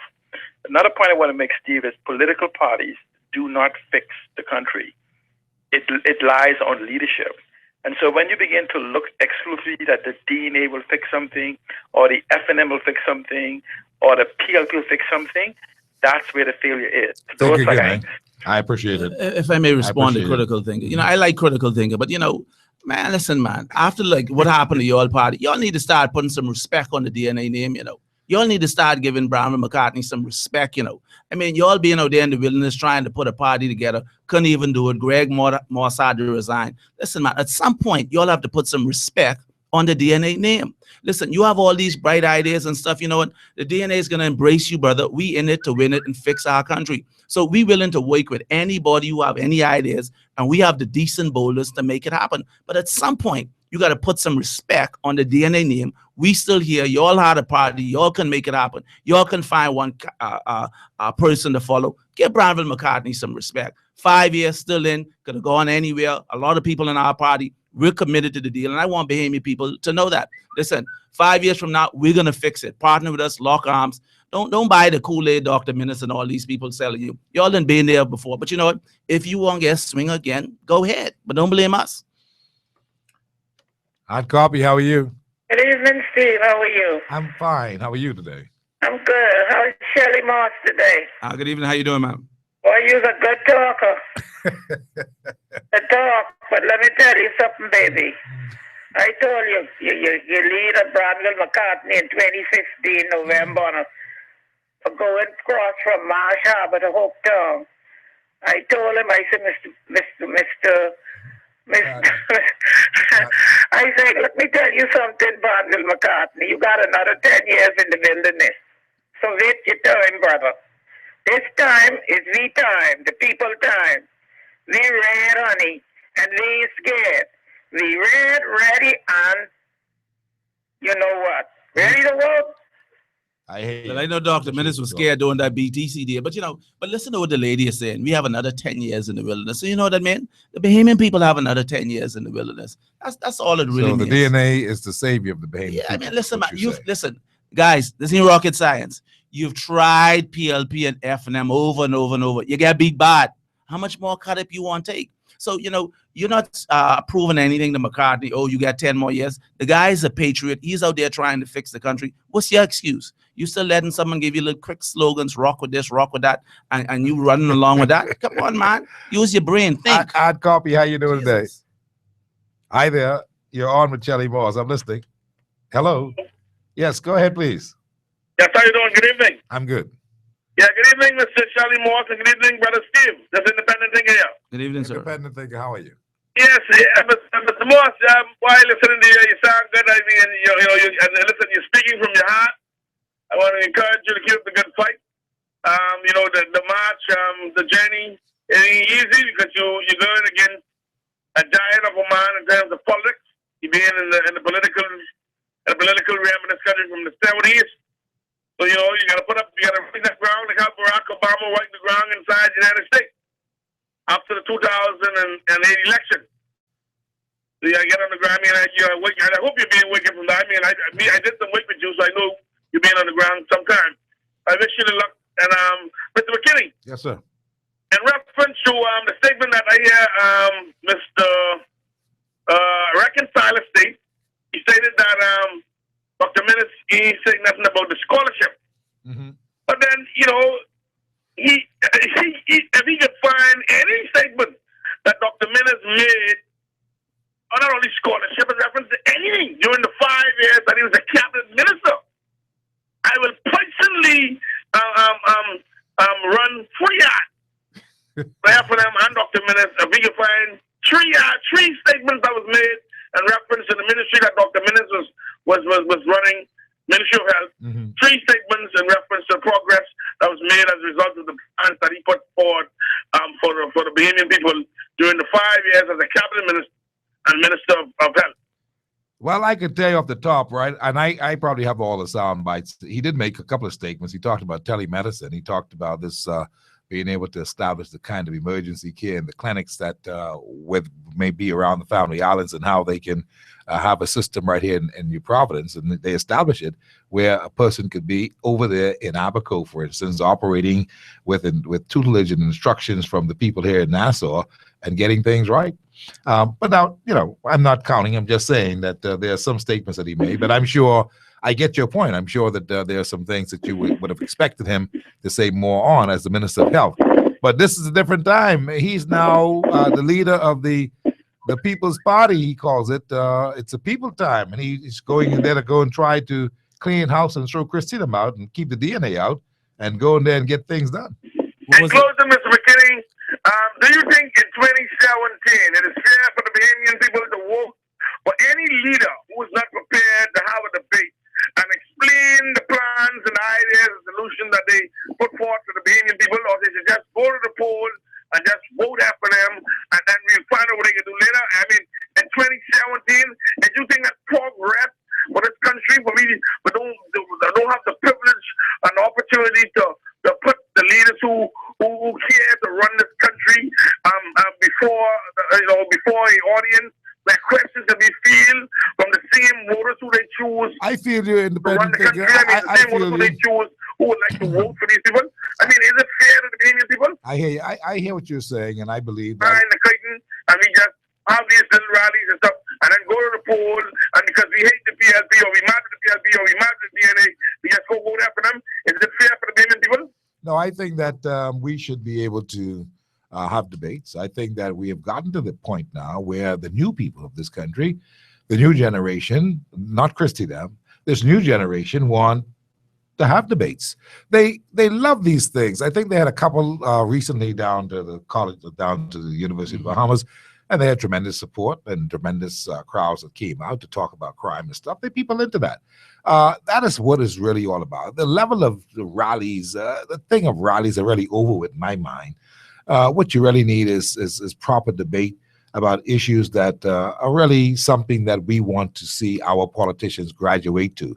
But I believe that's going to take some time, because we're still dealing with a lot of fellas from the old school who ain't into that. Shelley Moss into that. He wanted debate. But if I may see, he wanted debate, but But as a country, we do ourselves an injustice by allowing these people to slick their way through. Of course we do. You understand? That's why you. I'm offended when I hear people call Mr. Christie a giant. He's not a giant. Right. Look at his area. He's been the prime minister for how many years? Crime, immigration. The guy has fixed nothing. Stop calling him a giant, please. He's a midget. And he's so much of a midget, he's afraid to come and compete. That's why we have a weak nation. We have weak leadership. And this the guy you expect to fix our country and take it in the right direction. If Mr. Christie was a real man and a real leader, when we say we want to debate, he said, let's do it. Don't run, duck, and see. I don't run from nobody. Let me tell you, I can get Christie. He's afraid. He's afraid. How could you lead me? Let me tell you how you can get Christie. Michael Jordan, don't be scared of nobody. Listen, Charlie. Listen, man. Let me tell you how you can get Christie. Go up to Christie and say, "Shall we dance?" And he'll dance. Listen, man, I'm serious, Steve. This is serious business. Listen here. We need leadership that's going to have courage. Our leader is going to be a warrior. Is going to be a champion. I'm only telling you that Christy is more apt to dance than he is to debate. That's all. Yeah, but he ain't serious, you know. And us as citizens who hide behind him and let him play these little games. Come on, man. We're a champion nation. HardCopy, how you doing? Mr. McKinney, how are you? Very good. Good. Mr. Morris, good afternoon. Good afternoon, sir. I like how you're talking, man. You know, just like Mr. Moss is saying, you know, these guys don't even come out to a public debate. You know, I've seen in the Tribune recently where Mr. McCartney was asking them to come out to a debate. That's what us young people want to see. You know, you know, if you look back in history, you know, a lot of people saying they rocking with dark and all of that, and you got to be in the wilderness. Well, take a look at it. $10 million went missing on the PHA when Dr. Minnis was the head of it, right? Could you imagine what could go missing if this man was the leader of the country? These people must be crazy, because if I'm going to put somebody who's going to run the country for me, I'm going to put somebody who, you know, has a clean record. I mean, 10 million in PHA went missing under Hubert Minnis' watch. He was the head of that. Could you imagine what could go missing with him as a leader? They must be crazy, you know. And I'm a young person. I'm a young individual. I have my own business and stuff like that. And I'm not impressed with Dr. Minnis, or I'm definitely not impressed with Mr. Christie. You know, we need to put people with business minds inside there. I've been looking at the DNA's plans. You know, I got the DNA app on my phone, and that's the way that I think that a lot of the young people are going towards. You know, I'm on the road and I'm talking to young people, and they're just tired of this back and forth with the FNM and the PLP. A lot of them don't want to vote because they see no choice in it, and it's because of the FNM and the PLP. But, you know, I mean, just look at the record. If you look at the record, look at this guy. This guy can't even watch one sector. Imagine looking at all of them. They can't rock with Doc. I'm sorry. I'm going with the DNA. I appreciate your call, Fred. I appreciate your call. All right. The HardCopy, how you doing? Taking some calls there for Chelly Moss. Hey, Steve. Good evening, man, and good evening to your guests. Yes, thank you very much. Steve, let me just say here, right? I don't want to switch the course a little bit. Steve, your friend coming to town soon, Johnny, right? Yeah, Johnny is going to be here on HardCopy on Wednesday. Steve, one of the things he's going to talk about is being a watchman. The reason why I said watchman is because this election, Steve, you was asking why the PLP ain't bring their power for me list and stuff out. PLP is missing some important key members who have gone on the glory, who are not here, who was a part of the last election. Gathering their group of people together, and for the few of them that have old paraphernalia from the last election, like Melanie Griffin, they putting those old posters up. But they're trying to get the people in the right places. And one of the watchwords for this election will be, you have to be watchful. These people intend to do some stuff to stay in power. And anybody who is aspiring to be leader of this country and does not have God in the front of their campaign will not succeed. I don't care how good, how sweet they talk. This one, God started with the 2 referendum, and he definitely will complete this one. Now, I need to ask the DNA leader, Mr. Charlie Moss. Mr. Charlie Moss, I go up to the corner by Field Leader Merritt. Yeah, Charlie. Vivian. Yes, sir. Need to find out, Charlie. During the last referendum, your leader, Mr. Brownell McCartney, said that the world is heading towards the LGBT community. He said soon we will have to sign on to it. Your leader said that. That's on record. What's your take on that? Well, if he said soon, what it means is at some point we're gonna have to deal with it. I mean, to my recollection, he voted no against it and didn't support it. Okay, I suppose that's the answer. Let me take another call. How you doing today? HardCopy with you. Chelly Moss is on. You have a question for him? Do you? I guess not. HardCopy, how are you? Hello. Yes, sir. How you doing? I'm in good shape. Thank you. Shelly, how you doing? I'm excellent. Good. Steve, I just want to leave this with Shelly. He can take it back to his leader and to all the other leaders. David, you know, the Philistines, they laughed at David when he slew the giant called Goliath. I'm going to listen a little more, Steve. I ain't hear nothing yet because we come to the airwaves. Thank you for the opportunity. But Steve, if I may say, I just believe, man, that the Bahamas is a nation of champions, you know, of the highest order. And, you know, I just believe that, and I hate to see us at a place where we have to settle for subpar production. I just hate to see it. I know we're better than this, and that's the type of country I'd like to see us have. Man, look here, we got Bahamians around the world doing it, and we need a thoroughbred leadership for this country. So I just want to encourage all Bahamians, man, let's do something different this time. Let's do something different this time. And I would like for somebody out there who has the funding to fund me. You know what I mean? I would like to show people, man, Mr. Christie, all of that. These guys just get away, man. Because, the people they go up against don't have the funding and so on and so forth. With the right funding, I would take Mr. Christie's deposit. I would spot him 10 votes and take his deposit. They're ready. They just get away. They just get away. And that irks me. That irks me. Here's what this person says today by text. Says, Bahamian people are so sick of people calling them stupid. Why is it that the PLP and DNA keep insulting people? Make your case and let us decide. Policies and strategies and platforms, then let us decide. Right now, he is saying we stupid. We make our beds hard, he says, meaning Charlie Moss, and we are stupid if we don't vote for them, is what this person Well, I didn't say that. interprets. I said if you make it hard, you sleep in it. Yeah. I mean, that's the old Bahamian saying, right? Yeah, absolutely. I didn't invent that. This person says, Steve, we love Charlie, but his leader was too quiet for too long. Their focus I is know not, you wasn't. Their focus is not on the problem at hand, is what this person says. At 7:20, that's what this one says. Let me look at some other ones. If I was Prime Minister Christie, I'll be glad and happy to retire and go home and chill out with my wife, my family. I would be happy to spend more time with my disabled child. Why is he still here, is what this person says. Let us, the Prime Minister on the bunch of clowns, whom Prime Minister Christie is not deserving of your support. He did not return calls and he talks about people behind their back.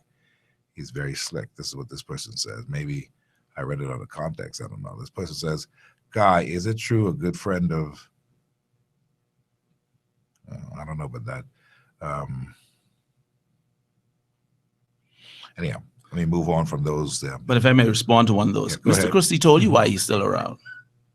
Remember he said if he wins this time, he would have served longer than Sir Lyndon. The only person that would have served longer than him was Pop Simnett, which I think is 52 years. That's his goal. That's his goal. He's told you. So all y'all young fellas in the PLP who looking for a shot, dog, eat your lunch. This person says, using Chelly's yardstick, Ali McIntosh has been 17 years running. Please think on that. You have to be asleep to see the DNA dream. You have to be asleep to see the DNA dream. I don't know what that means. I get it. Yeah, they probably say that, nothing's happening for the DNA. Coalition government, neither opposition parties will win on their own. Be smart, not big-headed.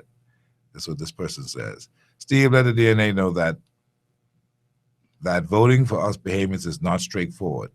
We have to be strategic in getting rid of the PLP. I voted DNA last time. Not so sure about them this time. The F&M DNA need to work together. I believe a lot of old F&Ms are out of leadership.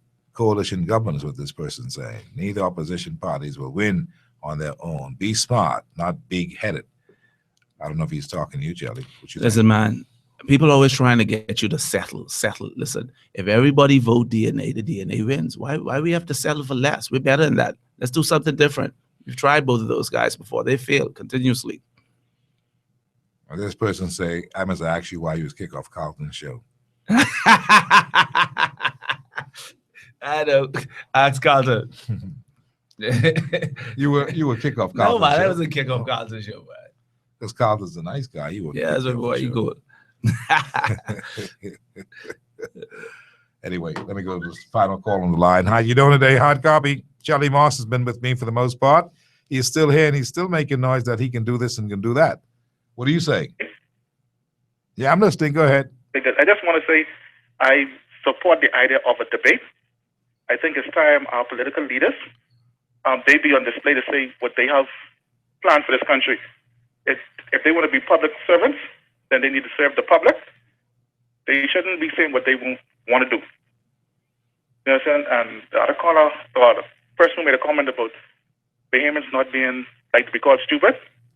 If we make wiser decisions, then we won't be called stupid. I hear you. I appreciate your call. What is a wise decision? I mean, just simply in terms of every 5 years, we flip-flop. I choose to go with the DNA. And every rally come around is just wear a couple of T-shirts and then you vote for this person because they're cracking jokes. While the issues are still there. And burning issues. Exactly. And we still, and then when we pick the same people who do the same futures repeatedly, we make noise. And now what Mr. Christie is doing, in my humble opinion, is that he's going to wait till Bahama open and ring the bell to give him that edge, which is ridiculous. We as Bahamians need to really mature and get the thinking. We copy a lot of things from the U.S., but not all the right things. We copy a lot of the negative things. Our electoral process needs to change. And that's one of the main reasons why I am voting for the DNA, and simply because, hey, but Brownie says he wants 2 terms and then he's going to pass it on. Let's follow that model because it gives other people a chance to contribute to the country and keep the country moving forward. I hear you. Contribute for the day. I appreciate Steve, it. let me just add on to the call. Listen, the reality is this, man. Every PLP should be ashamed of Mr. Christie. How do you follow a leader that's afraid to compete? You know, I was watching this thing with Floyd Mayweather the other day. He was going to fight this guy, and the guy was complaining, but he didn't have this, and that. So Floyd Mayweather goes into his bag and takes out money and say, pay for your house and pay for this, pay for that, because I don't want you to have no excuses when you get in the ring. You know, how do PLPs follow a leader that's afraid to compete but still beats his chest like he's the best? You know, I'm embarrassed for Mr. Christie to say he's my prime minister.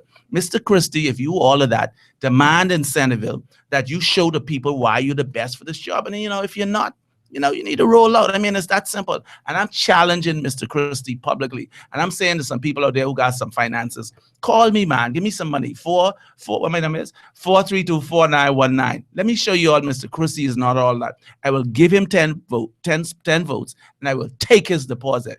Straight up. He ain't ready. Some people seem to have a problem that because Brian McCartney has been they're saying that Brian McCartney said that he supports same-sex unions. I don't recall him saying that. He didn't say that. Okay. All right. But, you know, if he said that, and we find it. Yeah, go find it. No, I'm not saying that he did. Dr. Minister, vote your conscience. No, I don't remember that. Yeah. I don't remember it to be real, but of course, people are saying that he said that. So it would make. Listen, man, it's propaganda. It's propaganda. That's all it is. They're trying to discredit Brad. Listen. See, that's what they try to do, Shelly. They try to discredit Brad. I have a son, right? I have a little 6-year-old son, all right? And he's like the fastest 6-year-old on the island. And this little boy says, you know what, Daddy, I'm going to break Usain Bolt's record. That's what he says. So we got like 11 more years to take like 7.01 off of it so you can run under 9, right? So the point I'm making is this. We have a lot of champions in our country, but we have a lot of can't-do Bahamians. And when they see Bahamians excelling to do different things, big, they tell you, oh, you can't do this, you can't do that. Listen, where you all come from? You know, if we're going to take this country someplace it's never been before, we need can-do Bahamians, can-do Bahamians. And if you're in an environment where people always telling you can't do this, you can't do that, my God, listen, we need to encourage an environment where the best of our best and the brightest of our brightest get together and compete. Iron sharpen iron, and let's deal with the best of the best. Why we always have to go with Christie and Minutes and people telling you sell for subpar? Where your people come from? When did we become a nation of weak people? When? This person says, Steve, please tell Moss for sure the Bahamian people won't make the same mistake twice. Voting for the DNA last election cost us to be in this position. No, it did not. What cost them to be in the position is the F&M didn't do their job. The F&M had an opportunity to do their job, and they didn't do it. That's why the F&M got fired. If the PLP gets fired, it's because they didn't do their job. Let's stop voting against things and vote for something. If not, you know what? 5 years from now, we'll be right here playing the same game. How much time, Bahamas, y'all want to play this game? How much time? Come on, man. Rock with dog, this and that. Fancy slogans, man. Come on, think. Mr. McKinney tell your guest he will not even get his $400 back. And he also, and also his so-called leader. Sorry, yeah, but Steve, isn't that a petty-minded person? When you look at the amount of money that candidates spend to campaign, the hours of their time and their life and so on and so forth, do you really believe getting $400 back is a consolation prize? My God. See, that's what I'm talking about when I say can't do people. They believe because, oh, I get my $400 back, I accomplished something. Guys, don't mix me up. I am here to fight for the Bahamian people that we could have the best country in the world. $400 is lunch. Come on. Stop being so petty and small-minded. Let Mr. Moss know that if the DNA was serious, this person says, they would have put out a full slate of candidates. They had plenty of time to get it done, to get it together, but they didn't. How many candidates do you have now? I think we got 4 more to go. We got 4 more to go. You've already named somebody in Fort Charlotte? Yeah, Cindy Knowles. Cindy Knowles, I know that name. Yeah, Cindy Knowles. Yeah, she's a great lady. Listen, man, we got a lot of great people. What she did? I think she's in hotel. She's a hotelier. Yeah, she's a great lady. You could pull up on our website. But here's the thing, Steve. See, everything is environment. You know, and Miles Monroe always says that environment is one of the most powerful things in the world. And we have leaders that have said an environment of subpar can't do versus a champion can do environment. You understand? Everybody is calling and saying, you can't do this, you can't do that. Where your people come from? You know, and one thing I've learned is that a person who can't say yes will always tell you, you can't do something. Some people are afraid of a lot of things, but you must rise above that. Oh, you have yeah, to rise I laugh above at them. You have to rise above the fray. Someone wrote me and say, Steve, you so jealous of Brian, so sad. I mean, you know, what does that mean? Listen. But the point is, that's how some people respond to these things. There's a low life level of people, and then there's people who, in fact, want to be progressive. There are people who have something positive to contribute. There are people who have something powerful but negative to contribute, but it's very powerful and would make you think. All kinds of people make of this world, and so we must learn how to rise above the fray in these kinds of matters. Branville McCartney and those, I think that you're correct in saying that they have been able to stay the course. Yeah. Some other parties came around, couldn't stay the course, even though they look good as flash in the pan, and they didn't stay the course. But one of the things, they still get the chairman calling and this. Yeah, but one of the things that one can see is the stickability of Branville McCartney and the ableness of him having stability within the grouping to have arrived this far, and to even have people taking shots at him saying that he is now a vote for them as a vote for the PLP. And I guess people are saying that from the F&M grouping. That's weak. Because no, I guess people are saying that because they figure if the votes are all, you know, I suppose just the votes will dissipate because the PLP will get in because they'll fight the votes between the But it's F&M still weak, Steve. and the DNA will not amount to anything because of the But here's why it's weak, Steve. Here's why it's weak. If the DNA was the official opposition, right, and we had a chance for the last 5 years to make our impact, trust me, at this point in the game, we would not be saying, oh, a vote for the F&M or the PLP is a vote for another one. Because you know why? We would have handled our business. We would have handled our business. These guys aren't They're not handling their business, and that's why they crying, oh, don't vote for them because, you know, what we won't vote for y'all for? Anyway, we got to stop on, because we're over time. Charlie Right, Moss, babies. I appreciate you being here today. Thank you for the opportunity, sir. I wish you the very best. Thank you. mean, Christie's not a giant. He can be beaten. Nah, man, he's a midget, man. He can be beaten like anybody else. All you've got to do is have the tenacity, the determination, And the resources. Some resources, and Yeah. you know this You time got that billion around. in VAT. Let's see, you looking at the money. Don't look at the money. This is an election, not really about money. You know, some No. people are running this election Yeah. who ain't got $25. No, You may not believe that. Some people running in this election who don't have $25 to spare. They just have their $400 to put to go and run. Knock on them doors. But the man. point is, it can be done because this is a different move right now that's happening in the country. And if people And you want to gotta be see that. real with themselves, then you know it's clear as day, man. Well, Charlie, go for it. Let's see what happens. You may have caused Christie to come out of the woodworks and say, "Look, he'll take you on any day." And, He won't. He's and deal scared. with He's you. scared. You really believe that he's afraid? He's so scared. He's so scared. But My whatever God. it is, you know, time so is, the scared. clock is ticking. Whatever Yeah. happens, if Christie's scared or brave, the point is the clock ticking. Yeah, I don't see how PLPs can And- follow a scary leader like that. Shame on him. Psychological warfare, right? No, but it's true. I mean, Charlie- it is, but he's afraid. Charlie Moss, I thank you so much for being here on the show today. We've got to call it a day. I hope to talk with your leader at some point. I try to get him about 3 times in the last 3 weeks, Okay. and including today. Mhm. But I wasn't successful. I believe that he may be traveling. I'm not sure. That's what someone told me. But I'm hoping to get him on because I want to hear from When you want him for? As soon as we can perhaps get him on, I perhaps will try to get him between now and next week, Monday, you know, so that we can talk and see what he's saying. I'd like to hear from him. Right, I like to I'll send him a provide. message. Yeah, this is an equal opportunity provider on Hard Copy. We talk with everybody, and we give you the respect and the benefit of the doubt, and we hear what you say. We also put it on the record.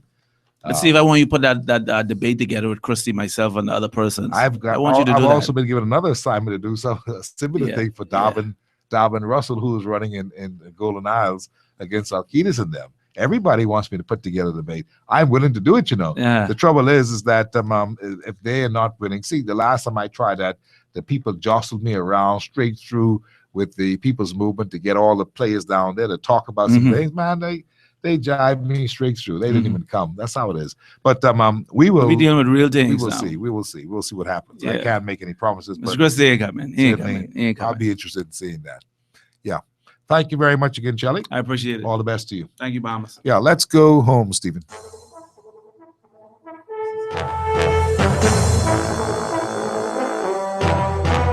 You've been listening to Hard Copy, and we've been brought to you today by Water and Sewage Corporation, Bahamas Public Parks and Beaches Authority, Mount Tabor's Inspiration, Ministry of Tourism, Echo Water, the official water of Hard Copy, Hadji's Your Everything Store, Commonwealth Bank, the new debit card, Rocky Farms Nursery on Seabreeze Lane, Cool Tech, the Ekandu experts on Tonic Williams Darling Highway, the Heyman Brewery and Beverages, Clean Insurance, Super Wash, Bank of the Bahamas, Super Value, Advantage Insurance and Brokers, Ron's Electric Motors, Executive Printers, and the Kinney Media Group for the best results in advertisements. So tomorrow on the show, we turn our attention to some technology again. BTC is very much in the news. The headline says they're going to have a lawsuit in a minute between Alive and BTC. We'll talk about that and some other things tomorrow. We should have some guests from BTC as we do some tech talk tomorrow on the show. You got to be on top of these things because a lot of things are happening. Don't just think it's politics. A whole lot's happening. We'll see you when we do, God willing, at 5 o'clock tomorrow afternoon, right here on Hard Copy. You know it's 5 o'clock. It is Hard Copy.